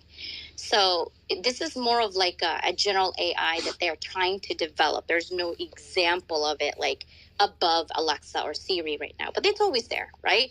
I think they're trying to do that with Max AI, which Google and some of them, there's also Bing. They have an AI, obviously, right? Bing AI, Google has them. Like, pretty much everyone has it to kind of streamline your process. Now, the more you use AI, by the way, like ChatGPT, the more it learns your pattern. So if you start asking it general questions, but your grammar is not correct, it will start to correct you. But it's also learning that your type of intelligence is, it goes basically where your type of intelligence are. So let's say that your English, because English is my 7th language, okay? So let's say that English is, I don't know, like you're really good at English and you start having that ChatGPT conversation. Well, it starts you from where you start and then it kind of grows on you, right? But it's so scary because I have to teach my students that, just because you actually use ChatGPT and you got an A on that paper, who's actually getting a disservice? It's not me, it's you, because you're not really learning anything. You're having somebody write your own thoughts and emotions. And I can tell if you actually use ChatGPT because you have no emotions and examples that is so detailed that I could read, very blasé, very general, like talking like your friend that you don't trust. You kind of give them lots of information, but very like not skin deep. So I'm like, okay, so how I combat that without telling them, hey, stop using ChatGPT. I know you're using it because I don't have proof, right? But I know. I have them present it in class. I said, okay, present that right now, what you wrote, that 5-page paper, and present it in class. Well, I'm not ready. It doesn't matter. You wrote it, right? So if you write it, you give me a structure. And so that's how I know that my students know I will get them in the end. They don't write on AI because I will. And it's 60 people. And so you don't want to be embarrassed in 60 people. You can't talk about your structure. And so that's what I'm known for in universities. I will ask you that, right? So that's more of that. Now, there is super intelligent AI. This is a level where AI surpasses human intelligence across all fields, like creativity and problem solving and social intelligence. Again, this is more hypothetical. Is it existence right now? Probably in the government level, but not in our level, in our social circle. Not yet, right? There's also reactive machines. These are more basic form of AI. There's no memory or ability to learn. So like IBM's Deep Blue chess playing computer. I don't know if you guys have done chess with IBM before. Nope. That is called a reactive machines, right? And then there's limited memory AI. These are Teslas. Anybody drive Teslas over here? No. And you don't like AI? I don't do that. I like my vroom vroom. I know I pay gas in California, but I don't know, right? But these called are limited memory AI. Teslas, any type of self-driving cars, which use sensors and data to make real decisions. Those are called limited memory AI. Then you got theory of mind AI. These are still in development. It's not realized yet, but it's out there. It can understand emotions, and this is going to be the ones that they're going to work, I don't know how long, but these are called theory of mind. Right? They're really trying to kind of mimic human being. And that's when I'm like, oh, brother, can you imagine if I have ADHD and my memory in there? I don't know if you can be like me. Like, so I'm saying that while I'm reading that, right? Like, Kenny, I want this cheesecake. Margaret, give me that water. Like, can AI really do that? You know what I mean? Like, I don't know. That would be so cool to see, but I'm scared at the same time. Then you have artificial narrow intelligence, or ANI, and these are medical diagnostics, financial trading algorithms. It's already on the ground, right? And then you have AGI, which is artificial general intelligence. And here it's, even though it's not yet achieved, it's in the works.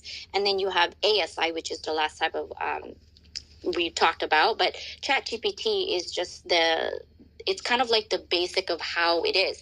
But if you look at the ethical standards around ChatGPT, it's actually very scary, right? And the lawyers out there, I've talked to international lawyers, I don't know if they can keep up with it, to be honest, right? Like, who owns this copyright with that copyright with this image and that thought?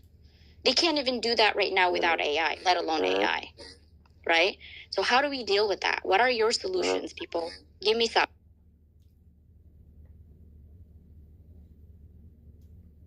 Anybody? How do we solve this problem? I don't know.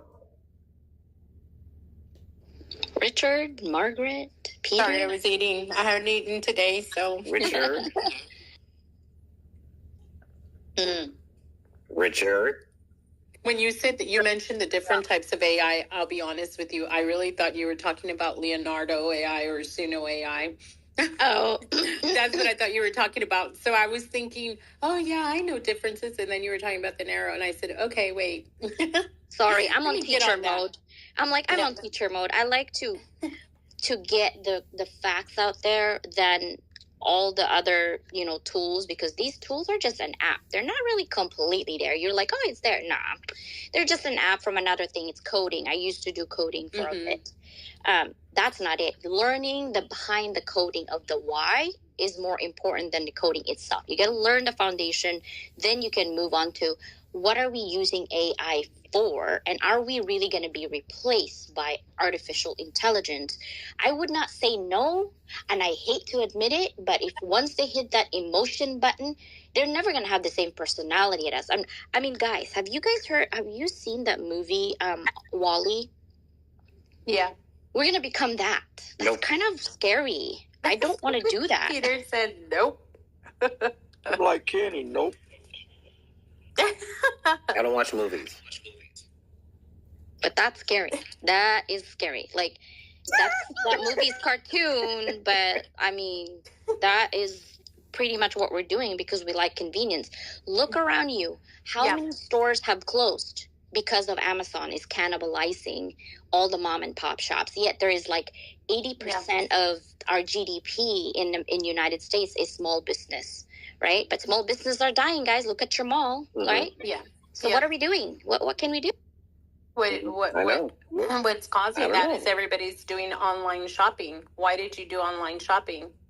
You know, why did you do all of the convenience? Because exactly. And you know, there was another cartoon, I forgot which one it was, but there was one because I watched them with my daughter. There was, and this was a while back. It was the one where I don't remember what it was, but I just remember that he had gained a lot of weight, like, and then they would advise you not to work. You know, all you have to do is lay down and watch the TV. Was that the same movie? Yeah. Okay, that's right. Okay. So we're on the same wavelength. So, but I mean that right there. So that right there tells you, and we've already seen this coming. Come on, they've had so many movies already telling you the predictions of what was going to come.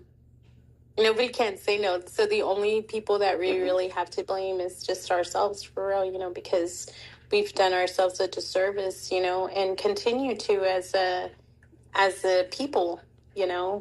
So it's good not to. Okay, Dr. Peter, come on up, join the conversation. Thank you for being here. The mic is yours, Dr. Peter.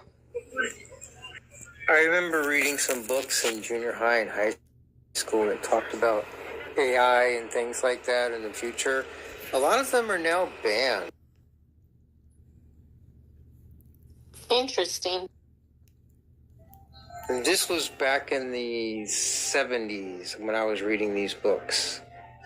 1984, Fahrenheit 451. George Orwell was one. So what do you think they're banned? Because there was truth in it, or why? I'm not really sure because they've been banned in the 21st century.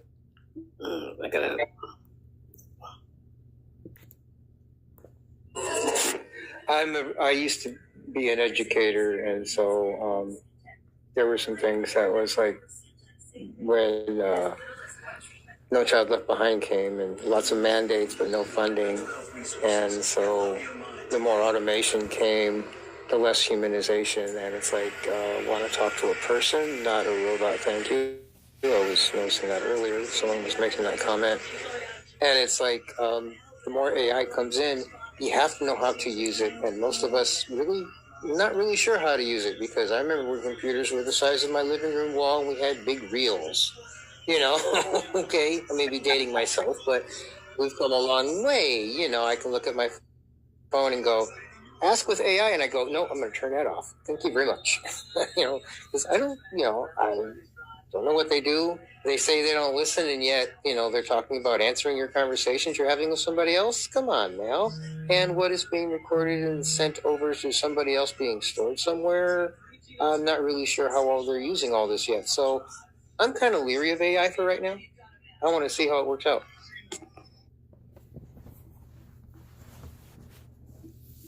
So, Dr. Peter, do you use AI? As far as productivity, I've used it as like ReciteWorks to edit, you know, check on my papers and like that before I turn them in, because, you know, going to school, that's kind of cool. I have used Grammarly, unfortunately, at work when I used to work at a place that said you will use this for your notes. And, you know, I'm sorry, I like the word asked instead of the word mandate. But, you know, proper pedagogy, okay, fine. And eventually, you know, I had to teach it, look, damn it, this is what I want to write. Stop. it was more hassle than what it's worth. And, like I said, it's got to get the bugs worked out. I don't actively try to use it. I want to learn more about and learn how to use it correctly first before I just dive into stuff like that. So, I'm, I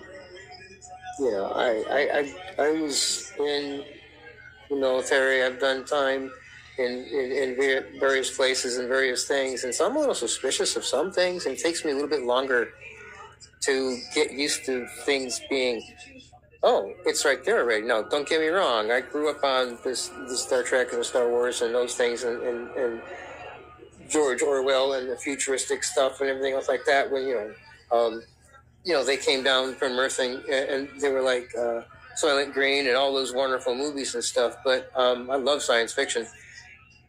But it going from science fiction into the actual reality and watching it happen, that's kind of interesting. And I don't know enough about it. And so I don't actively go out of my way to use it. However, if someone's there with me and walking me through it and going, oh, okay, well, that's cool. Now I want to try to use it for this, that, and the other thing. And then, okay, I'm okay with that until I learn how to do it. But right now, I'm still learning. I like what Dr. Constance was talking about on some of her points before it came up. So that was pretty cool. Kudos. Thank you. I think it's just more of a training thing too. Like in our college, people start panicking. Like, oh my God, we're going to lose our job. I'm going to look for another job. I'm like, what are you going to do? Teach another university that you probably are going to lose your tenure because of AI, but then they're going to use AI there too. So you might as well learn it here. So now we've created communities within the university on understanding and educating everyone. Instead of going against it, how do we ethically use it, right? It's all about ethics, because right now it's like wild, wild west. I'm going to use this, I'm going to use that. I'm like, do you even understand ChatGPT?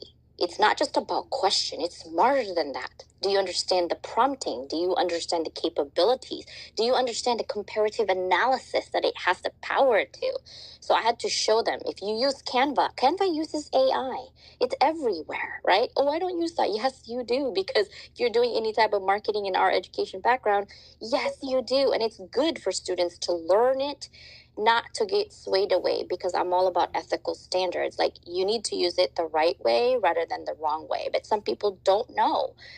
So I feel like it's as educators, for us in universities, it's our responsibility to say, I know you're going to use AI. Let me show you how to use it responsibly to your benefit, right? Not necessarily stay away from it, because the more you don't want to talk about it like it's taboo and it's a bad word, they're going to use it. It's like kids, don't do it, don't curse. But as soon as you turn around, you hear your kid curse, right? Because the more you say no, the more people get curious. I'm like, you know what? I'm just going to teach you how to do it. So I'm getting certified ahead on all of those things. And like I said, my husband is my mentor. Thank God, because I need to use it. And he basically is teaching the government and all of other big, huge organizations in the United States, going around as an evangelist of AI and how to use it properly. Because if we don't learn now, we might not like it, but other countries are going to use it against us. So we need to be able to learn how to navigate. It's not necessarily for us per se. It might be for our country, it might be for our children. So I feel like I take it on the responsibility of like, yes, I hate it. I want to throw it out the window literally right now. But okay, let me understand you for a bit. Like I have the love-hate relationship with it. But I want to be able to teach people, how do you use it ethically and responsibly? AI is another tool in the Cold War. It is. I'm glad you say that, Dr. Peter, because cybersecurity is cyber war and terrorism is all right now through the use of technology. Guys, people can shut down hospital. I think 5 or 10 years ago, there was a hospital in Australia, and this actually happened in real life, where they I study FBI cyber stuff. So, and because I teach business law as well in school and IT.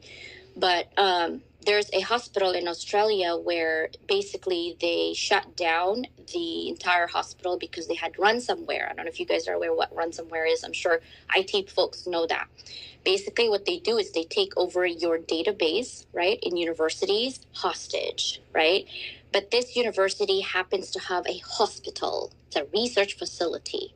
So when they did a ransomware, they said, you give us this much money or we're not going to give you your whatever. Well, the university didn't have that money, right? They just assumed that the university had money. So they couldn't give them money. So these fools shut down the entire system.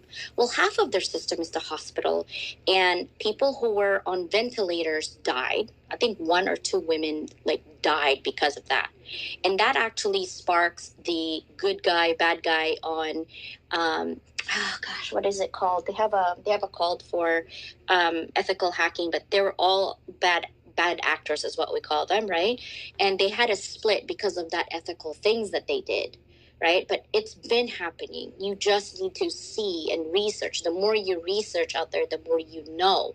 And don't be scared. It's going to happen no matter what. But think about the solution, not the problem. And don't be part of the problem. Be part of the solution, okay? I can't take it. Right, exactly. I totally agree with you.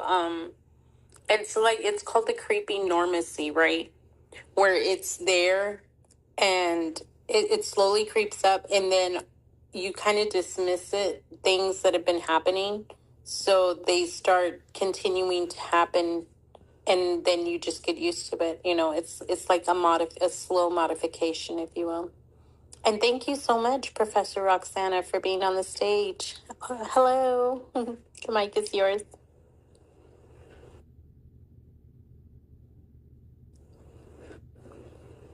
My fellow co-author, hello. Hi, how are you doing? I am Thank blessed. you so much for. Actually, I didn't know that I got here. I'm just seeing myself on the stage. But thank you. I have been listening to you for some time now. There's a lot of things going on. Thank you so much. A lot of gems being communicated. I will just be here for some time because I'm listening, I'm writing notes. I'm trying to learn what is going on. So I will keep on learning. I don't want to disturb you. I don't know how I got on, but anyway, thank you so much. No. Thank It's okay, you, no worries. Margaret. Thank you, Kenneth. Thank You're you. welcome. Thanks, every one of you, Dr. Constance.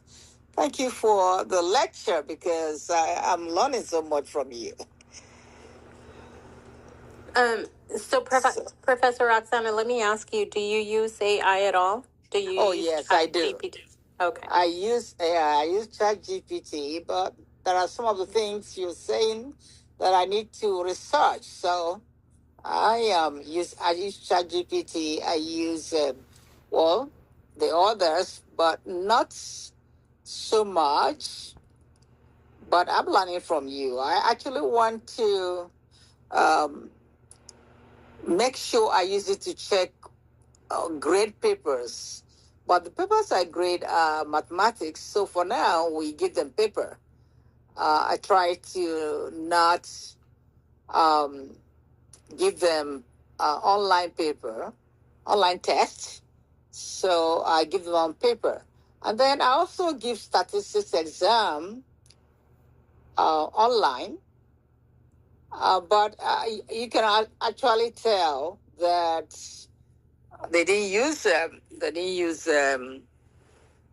any maybe AI to do the test. There are some things. There's a way you can reshuffle the test, make sure they don't have the same thing, and give them the test within maybe 90 minutes. You don't want them to do it forever. Maybe 2 attempts in 90 minutes so that they don't have time to go and do a lot of research. But they have to show the steps as much as possible. So I'm learning some new AI, and I see that's a proliferation of AI. It's coming. Some more are coming the next day, but um, it is good to know there's a whole lot. There's a whole lot more out there. So, but thank you so much. I just came up here, but maybe that is, yeah, I'm supposed to be here though. Well, thank you, Margaret, the hosts. I yield back the mic to you. Dr. Constance, thank you. I'm noting all the gems that you are talking about. Yes. Since you do ChatGPT, I'm sorry, guys. I'm on lecture mode, but I get excited when we get a conversation that we should learn. Did you know that there's a desktop version of your ChatGPT versus web? And do you know the difference between the two since you use them? Well, that's just, I usually use my iPad but when I'm sitting at test, I'm using the Pearson. I use Pearson, my lab mats. So that's where I reshuffle my tests. Is that the question?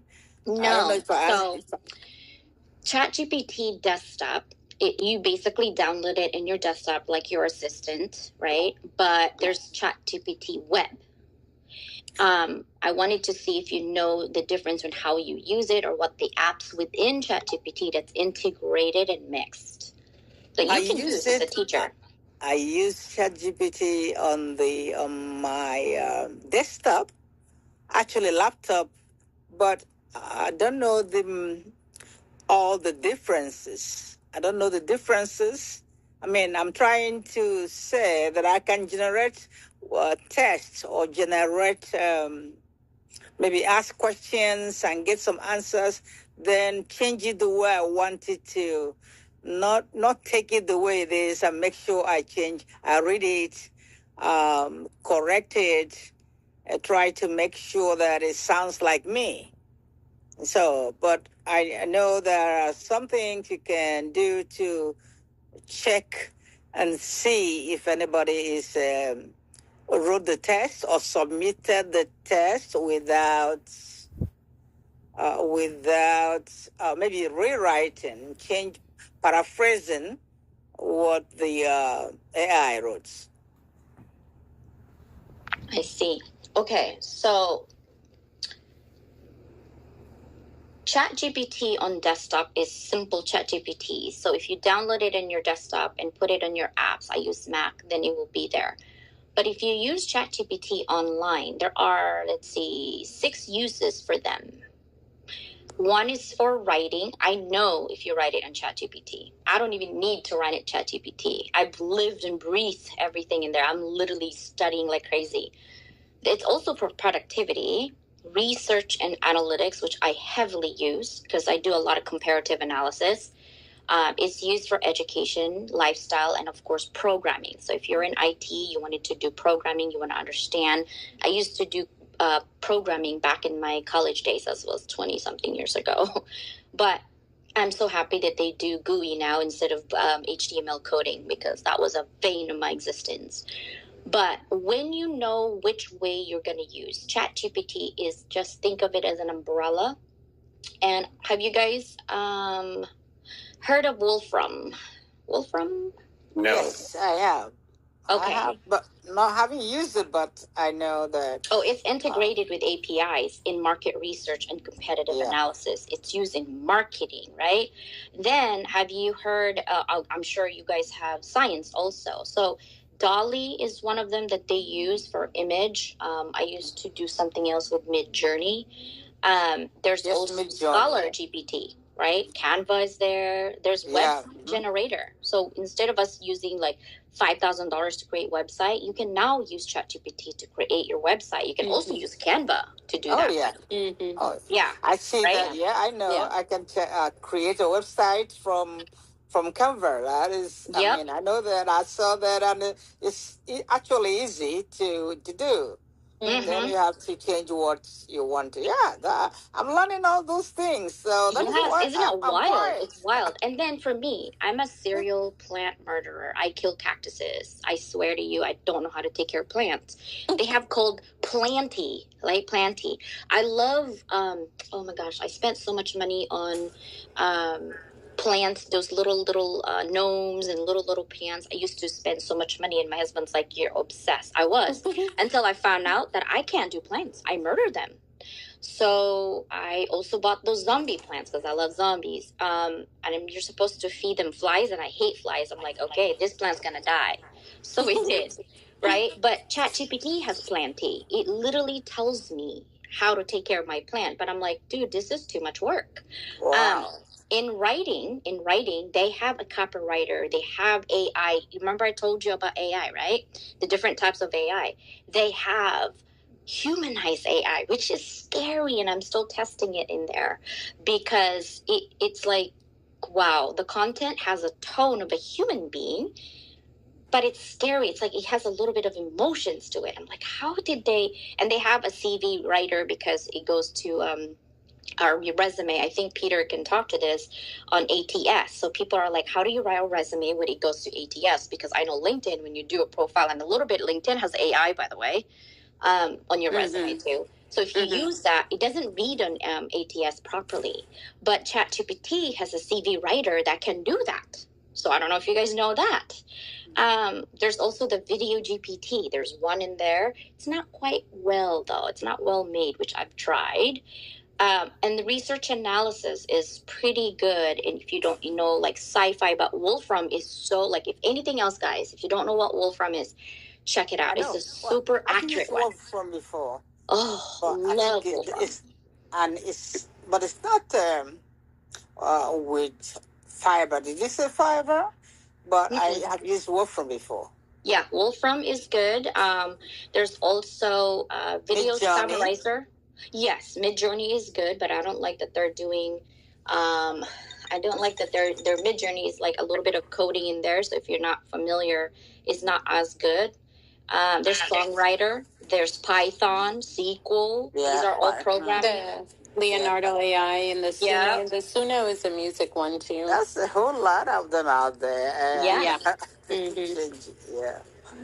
Yeah. But it's there. It's just a matter of learning what they are so you can recognize when you see one, you're like, oh, okay. So you left your brain somewhere else and you're using AI today. Got it. But that's how I teach is I will tell my students, okay, present what you gave me and then let's go. But that's how I know if they use AI or not. But what I'm doing is creating that culture of owning your own thoughts. Having help is okay. We all need tutors, right? If you need help, it's fine.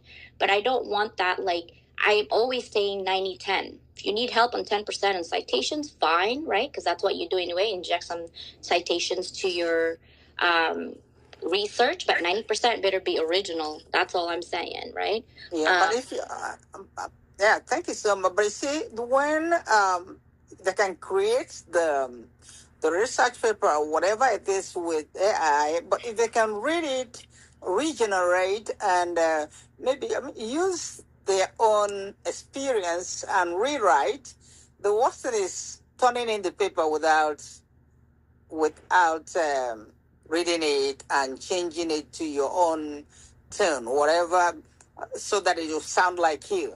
That is the aspect that is not good. But I understand there are so many things, you can use to detect if somebody is using AI or turn the paper in with solely written by AI. But anyway, that's a whole lot out there now, some coming out. And that's why I'm trying to listen to you and all of you, spitting all of them out today. We all learn from each other. That's called dynamic village, right? I love it. Yes, ma'am. Yes, ma'am. Well, thank you so much. I mean, it's been a great evening. Let's go brunch and everything going on. It's been a great evening. Thank you so much, Dr. Roxana, and Professor Roxana. You're inspirational. I mean, everybody thinks I can't learn or I can't do this, but you can. I mean, that's an inspiration to. Some people want to see this as an enemy, but how do you how do you beat your enemy? You learn it. You have to, yeah, yes. That's the best way to win over your enemy. You have to study it and learn it. Yeah, that's what we're doing. That's exactly what we're doing. Yeah. Thank you. I appreciate you. Thank you. I'm so glad you came up here, even if it was on accident. Yeah, I wasn't actually, but anyway, it's good that I came up. Just saw myself there, so what? But anyway, that is good. So I get to listen to Dr. Constance, listen to each and every one of you. That's beautiful. Thank you. How do you feel about the book? It is good. I love it. I love the book, and that was quite an experience, though. It is, isn't it? You're still so excited and happy. Oh yeah, and throughout the night, we didn't sleep. We were checking out. I didn't know much of what Annie was checking. I'm sorry if I'm taking the discussion somewhere else. No, that's okay. But because he was so busy counting some numbers, so I was there when he says South in U.S. the numbers are not complete. Okay, that's my area. I said, okay, I'm going to work on that. And others say they're working on that. So I'll start finding my connections that need to go ahead. If you haven't bought the book, go ahead. And some told me that they bought 10, they bought, and how many more they went and bought. And it worked though. It really worked. There was the only one of my connections said that they couldn't get it. He was in Nigeria, so it was hard to get, or it was like $44 or $44 or something crazy. Oh. Yeah. The people here, I'm in U.S., I'm in South Carolina, so those I called, they were able to go straight and buy, and showed me there, I got 20 more, I got 10 more. Oh, I'm so happy that they were able to all they were awake with us, listening, and that was good. It's a blessing, yes. It's a blessing. Now that's why I'm all the proliferation of AI. I'm trying to listen. All these things going on. You want to know how to help or how to get it in there next time. Yeah. Thank you so much, Professor Oksana. Thank you. I appreciate that. And Dr. Constance, it's been about quite a short time ago I found that I can create a website with Canva. Just about 3 months ago, I said, oh my God, you can actually do everything. Yeah, you can create websites. So what you got to do is just buy a domain for like $12 for a year, maybe $47 for 2 years from GoDaddy. Create your website in Canva, make sure it's clickable, linked, and then boom, connect that domain, and you're done. Like it's there, right? And then you can launch, and you can launch it. You can. I saw that. I said, why did I pay someone to build my website? Anyway, it's not too late. So now I can build more other website by myself. Yeah, it's just not connected to WordPress, which is one of the world's leading WordPress next to Wix. But I'm teaching my students how to do that to save them. I teach business entrepreneurship class. And so I teach them how to create it on Canva. So they, when you're starting out, you don't have enough money to spend all this $700, $800, $2,000, $50,000 random numbers. So that's a good option. And I'm liking that Canva actually is doing that. And I don't know if you guys know the history of Canva, who owns it. I'm all about history. She's actually Filipino Australian, and her husband was her boyfriend at the time when they went to school. And the reason that Canva was actually created 16 years ago was she was really bright, and she was part of a tutoring club, and she tutored one student in Adobe, right? So I don't know if you guys use Adobe. It's but it's hard to learn Adobe if you don't know any type of technology that way. It has so many options. And she's like, I don't understand why Adobe's learning curve is so much. So she then created with her boyfriend, then now her husband, basically a club to help. And then they created one form of somewhat like the first reiteration of Canva was doing a yearbook. And then she found out, hey, this is an easier way to do it. So she went to a science fair to ask for investors. Over 1,000 investors said no to her. You have no clue what you're doing. Your idea sucks. That's a lot of rejection.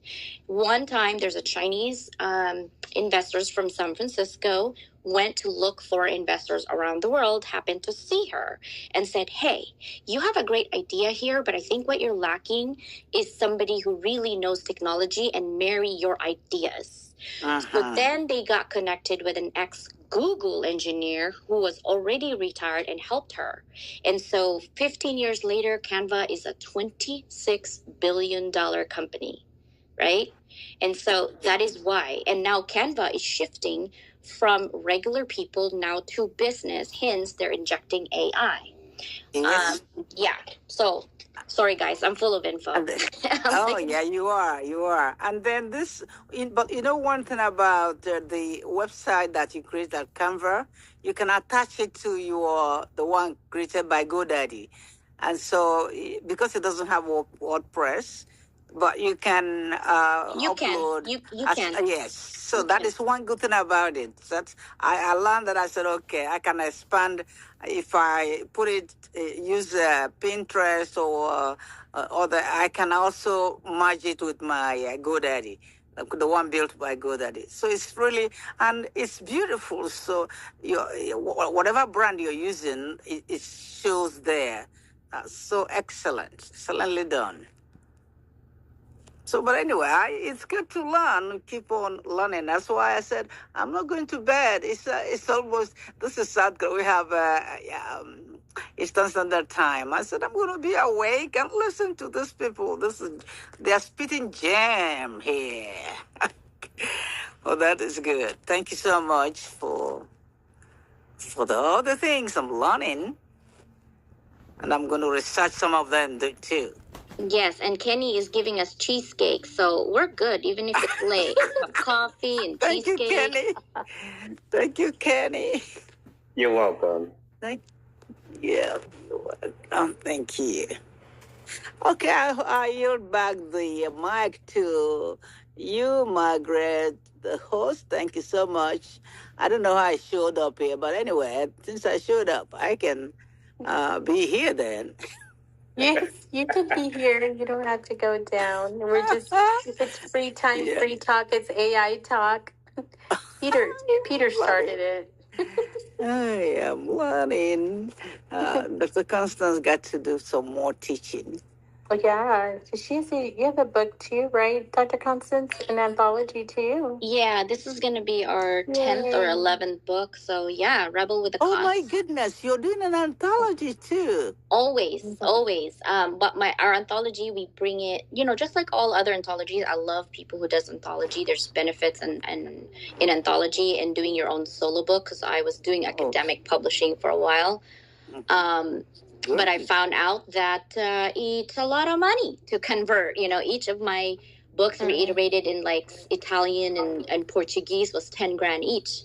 And the page was less than 100. It was expensive. And marketing is going to cost you a lot of money. But because everything that I do, I have a TV show, I have radio, I have podcasts, I have PR, I have magazines. And I'm like, if I do an anthology, we're going to have it where everybody can be there. So this Rebel with a Cause, I think I'm going to put them on my press release to maybe 2 countries and about 1,400 links to improve SEO for all my authors. But yeah, and they're being on TV as well. That's really good. Yeah. That is good.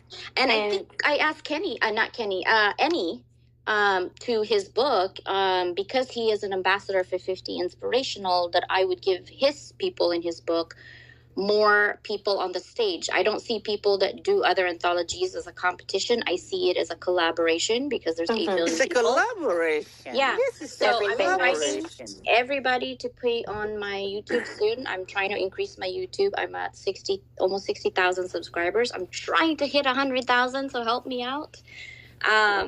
Because I want people to have an independent place where they can go and they feel like it is a community of great minds, and our topics are teaching others, right? It's not a competition because we're doing different things and different topics and different themes, but I want people to reach out there. So if I have the platform, I'm sharing it. And so because Annie is my collaborator, I welcome his people to my platform in a group so you guys can talk about your book. I'd be glad to be there. Yeah, I just don't know when, but I'll post it on my Instagram. I have almost 80,000 subscribers in there as well, so we can impact more people. Yeah, be happy to. Thank you so much. Appreciate That would you. be great. That would be great. Yeah, if I think everybody here knows you, but if you're new to here and you don't know Dr. Constance Leland, you definitely want to. She has a YouTube channel. She's a podcast. She has books, teachings, programs that you can, educational programs, marketing strategies, all kinds of stuff. So yeah, definitely connect with her. And I looked at her profile and I said, wow, she's doing a lot. Busy. Yeah. That's good. No, that's a blessing. I just love people, and I think that we all are going to expire. So why compete when we can share all of our knowledge for the future? Honestly, don't understand the competition. I just really don't understand it. I don't either. I'm always for enhancing other women, especially, it's supposed to be cordial networking, coordination.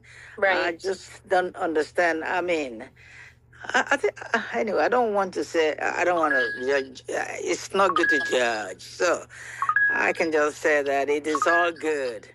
Right. You learn the good and learn the bad and find what's not to do in a collaboration. Yeah, because I've been collaborating I've taught for almost 4 decades. So I know that, I mean, when you want to have in a team, if you're in a team, you really want to build the team up, not tear them down. That's all I can say.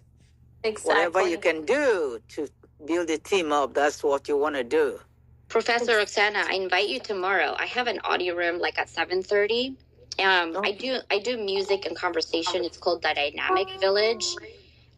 Tomorrow's topic is super important because it's exactly kind of this kind of conversation about creating a culture of positivity and how do you mute negativity in our community. So I would love honestly, how do you try to mediate? I tried to mediate when it was teaming in but you know what, that's a stage, we are individuals, we are grown adults. Okay, I know I used grown and adult at the same time, but when you try to mediate and you are begging both sides to talk to each other, and instead of talking to each other, you now become the all right. The bad guy. I don't want to go there, but you know what? That's okay. It's over, and I hope it will continue to be over. But you see, positivity is the key. It is always supposed to be the key in teamwork.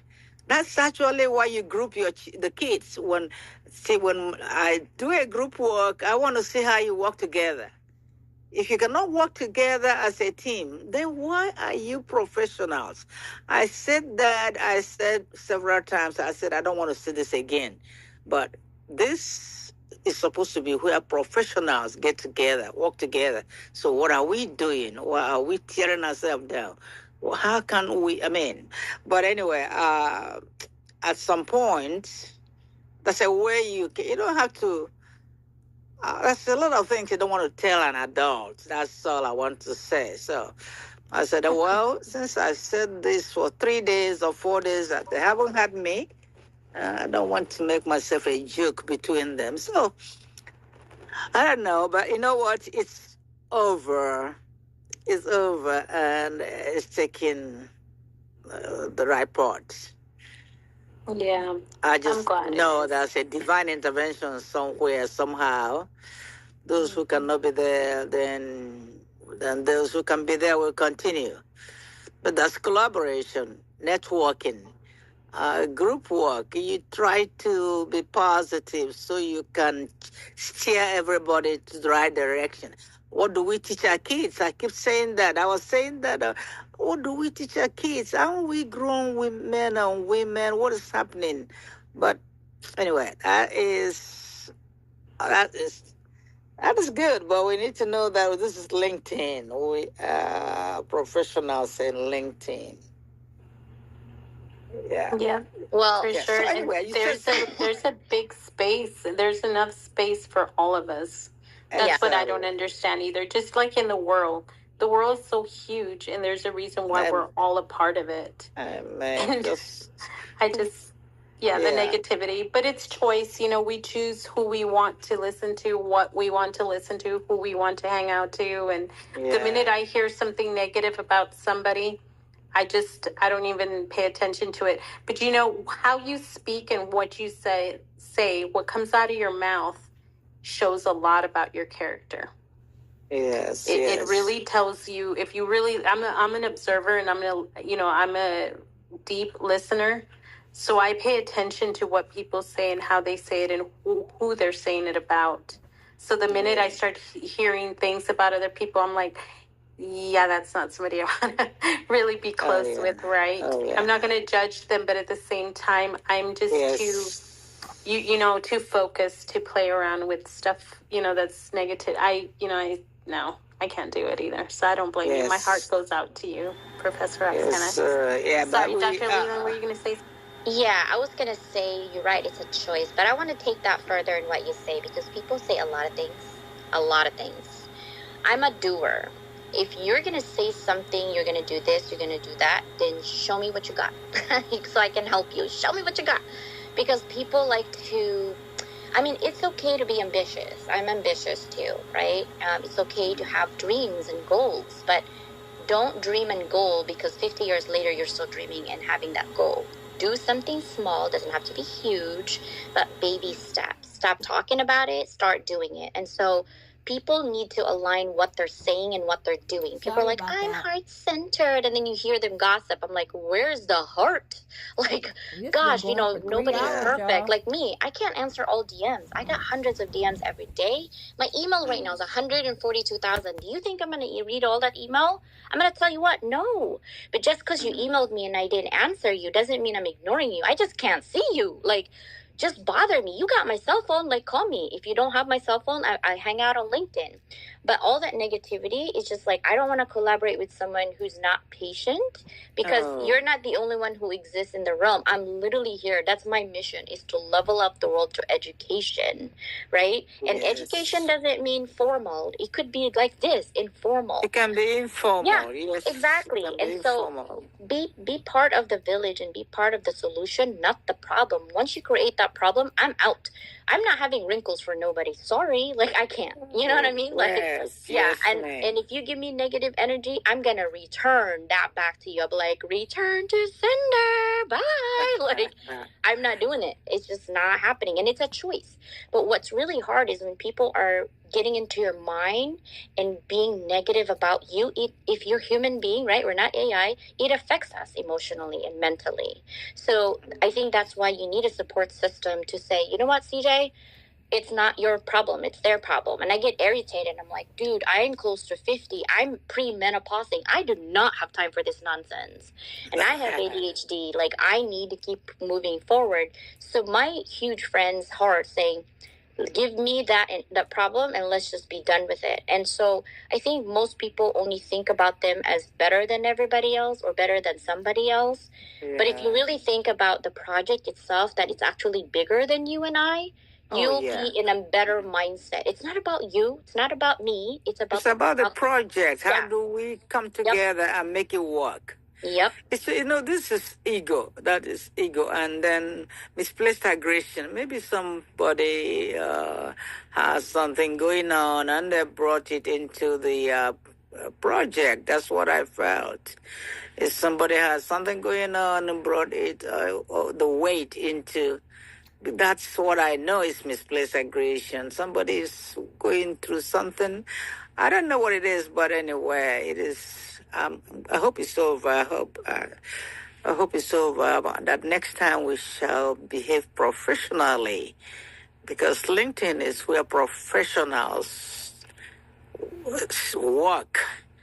That's why we are called professionals. Hope we can collaborate positively. That's what Yes, and we'll just dance it. We'll eat some cheesecake. Pink cheesecake, Kenny, please. Pink. Don't forget to put glitter. I like glitter in there, too. If I can eat the glitter, I will. For you, yes. I'm a 2-year-old. I love playing video games. I dance. I do makeup. I do wigs. Like, if you're going to judge me because I'm having fun, guess who's losing? You. Because I'm having fun. So that's all it matters. I'm like, okay, hate all you want, but I'm just laughing over here, enjoying myself with Kenny's cheesecake. So I'm good. And I got glitter. Exactly. Yeesh, right? I'm ready to say thank you, Abhishek.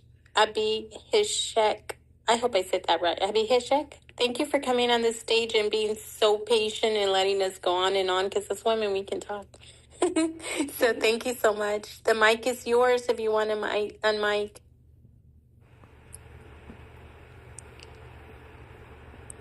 Did you mean to come up?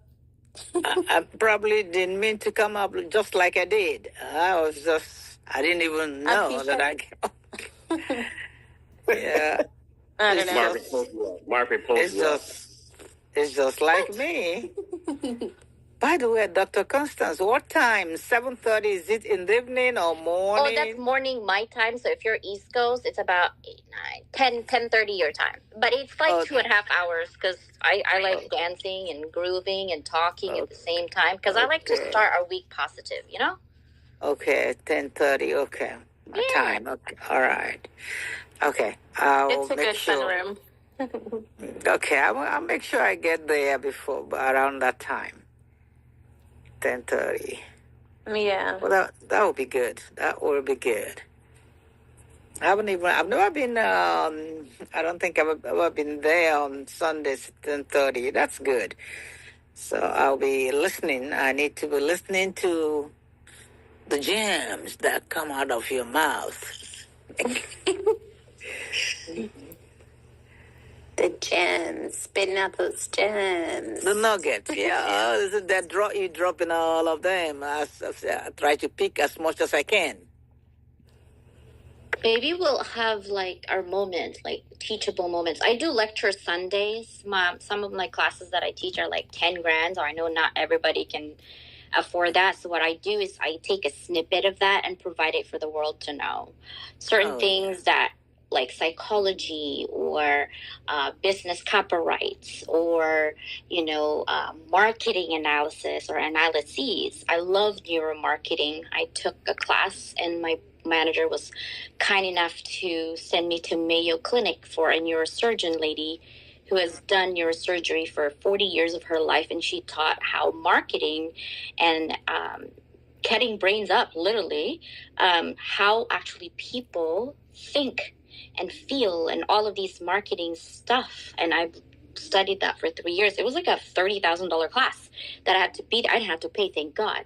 But I used that and create curriculum for neuromarketing for my students, and it costs a lot of money. So what I do is I extrapolate some of those infos. I don't have any copyright issue, but I'm a teacher, so it's under fair use to provide to the public, because that's my commitment, is to level up the world through education. So every Sunday I have a TV show that I put in there, and I'm happy that there's 13-year-olds listening to that. I'm looking at my stats. 13-year-olds are listening to my boring self talk about neuromarketing. I was like, oh, they're going to be a future business leaders. I love this. And my heart is full when I see my demographics increase, in Roku channels, and it's all over the world. Like, I'm loving that they want to learn more, That'll be good. I really want to learn more, and then if I can find the space, I give them to my grandkids so they'll be watching too. Yeah, eventually, when I have enough money, I want an anthology for children, and I'll teach them how to write, because I have an author club that I'm partner with Susanna, is teach you the details of how to market your book, how to write your book in a proper way and structured way.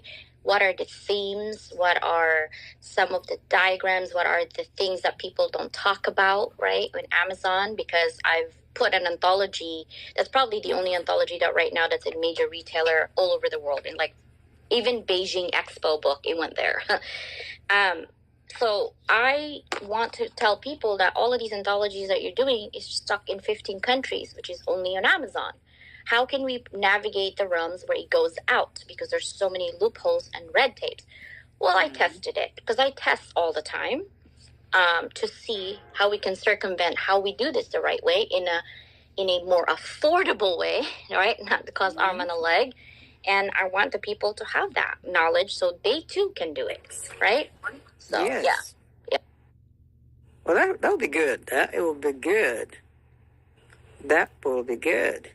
But I want to write an anthology for kids that grew up during COVID and their experiences before they forget about it, and how they feel about it now. And then 10 years from now, I want to visit them and really see what they wrote 10 years ago, if they still feel the same way. Like, I want to do that somehow. I don't know how, but I will.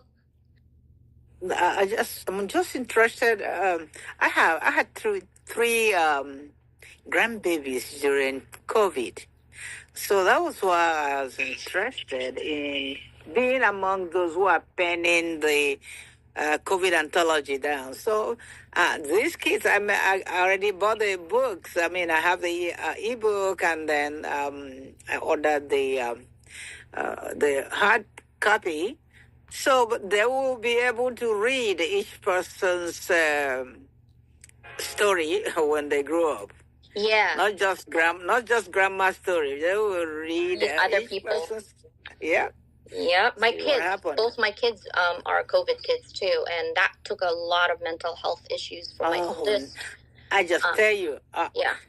Goodness.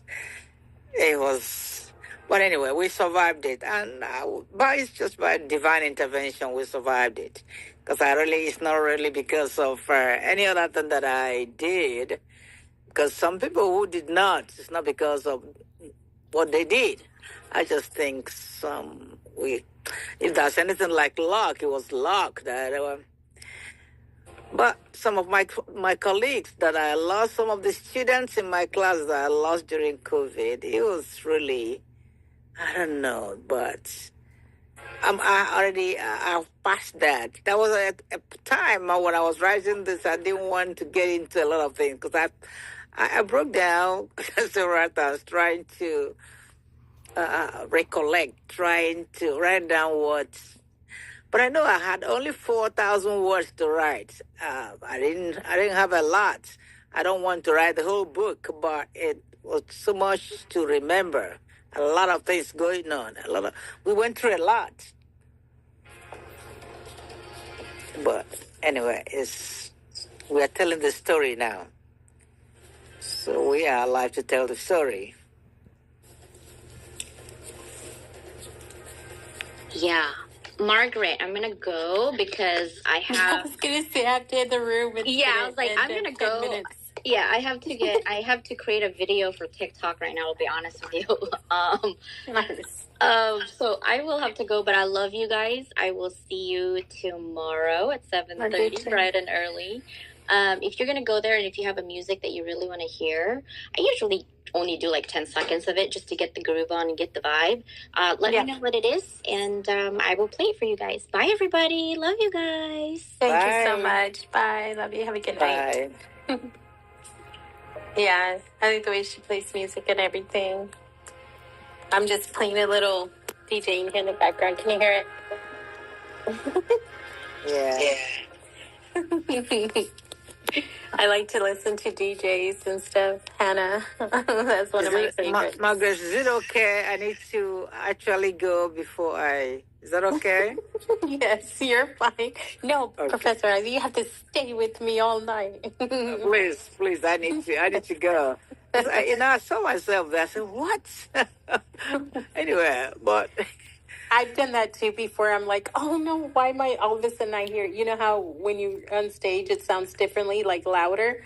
I'm like, oh no, what did I do? That's what I said too. What happened? But anyway. But thank you for stopping by. I have to go. I'll see you tomorrow, okay? See you tomorrow. Have a good night. Thanks, everyone. Thank you so much. Thank you. All right, bye. Bye. Bye. She's so sweet. All right, gentlemen. Any last thoughts? Anything? I can't move her down. It says a problem occurred moving you down, so I don't know. You're probably just going to have to get out of the room. But I can't move her to the listening lounge. Sorry. I don't see her. Oh, yeah, she probably left.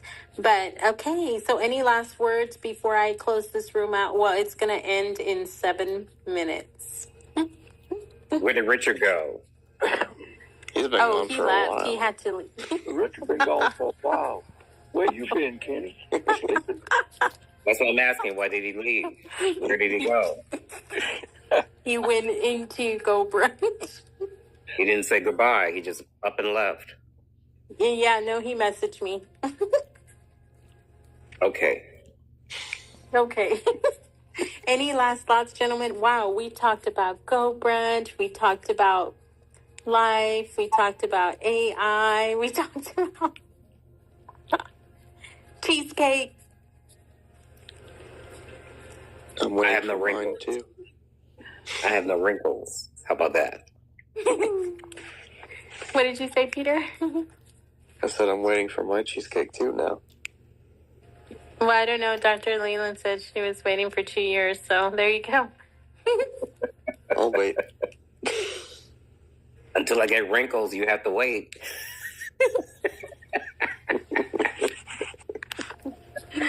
Oh, this has been a fun, just entertaining conversation with 23 people listening. Let's do this, okay? Let's shout out everybody. Alexia, thank you for being here, Alexia. The beautiful Lisa Fevick, thank you for being here. Don't forget our dietitians. Maybe she's probably asleep. Some of these people are sleeping. Or just waking up. Luciano. So I made a post about that comic book that Luciano does and his brother. So check out my post. Yay, Luciano Santini. He just has the coolest name, right? And he's a doctor. Amaka, thank you for being here. She has beautiful rooms too. Connect with her. The lovely Adrian, who came up and spoke to me on stage in my other room. She's up and awake. Marcello, the wonderful Marcello. He's such a businessman, very wise and smart. Anna, hello, beautiful. Shohidol, digital marketer. Nice to see you. Lislyn, hello. Beautiful picture with her baby. I always like those. The beautiful Natalie Thomas. Yay. Natalie's got good rooms too. She does, I think she has one. Is it tomorrow, Natalie? I'm trying to see if, Shanna, she messaged me. So, yes, you definitely want to check her rooms out. They're always wonderful too. Absolutely love them. She's got a lot of wisdom and everything and a lot of heart. Oh, she's DMing me. Yeah, let me see. I'm just going to look back. Thursday. It's 29th at 8. Looks like Thursday. 29th at 8. Kenny, stop it. So yeah, we'll check out her room. Joyce Moore, who was up here in Go Brunch talking about how wonderful it was. Yay.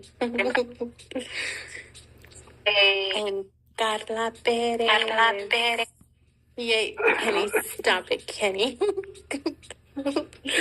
And Augusta also has good rooms. Now, don't forget, I'm doing Carla's room on the 21st of September because it's going to be Hispanic Heritage Month. Yes! Woo! Love it. Okay, I'm getting all crazy here.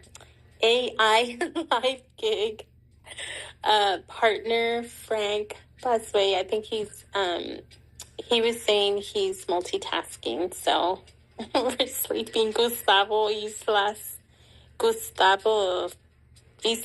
is, let me see, Desarrollos de Software Mainframe. Wow, that's pretty cool. Yeah, I love it. We can do everything in all languages. I think that's amazing. My beautiful sister, Raven Miss, she never leaves my side. She's always there. She's like my guardian angel. Thank you for being here. That's what she is. And Tajuddin, hello, friend. Thank you for being here. The lovely Worknesh, yay! She's amazing. Dr. Jagadesh, hello. Mi corazón Leah Garcia is the wall of wealth woman. She also has good rooms, and Raven Miss has her rooms too with Jamie Woodruff at 9 Central Standard Time, of course. Leah Garcia out in Cali with, excuse me, she teaches business owners, employees how to protect, distribute, and transfer their wealth. Yes. The godfather of LinkedIn. Oh, looks like it closed off. She didn't get a chance to finish. Thanks for listening. Bye.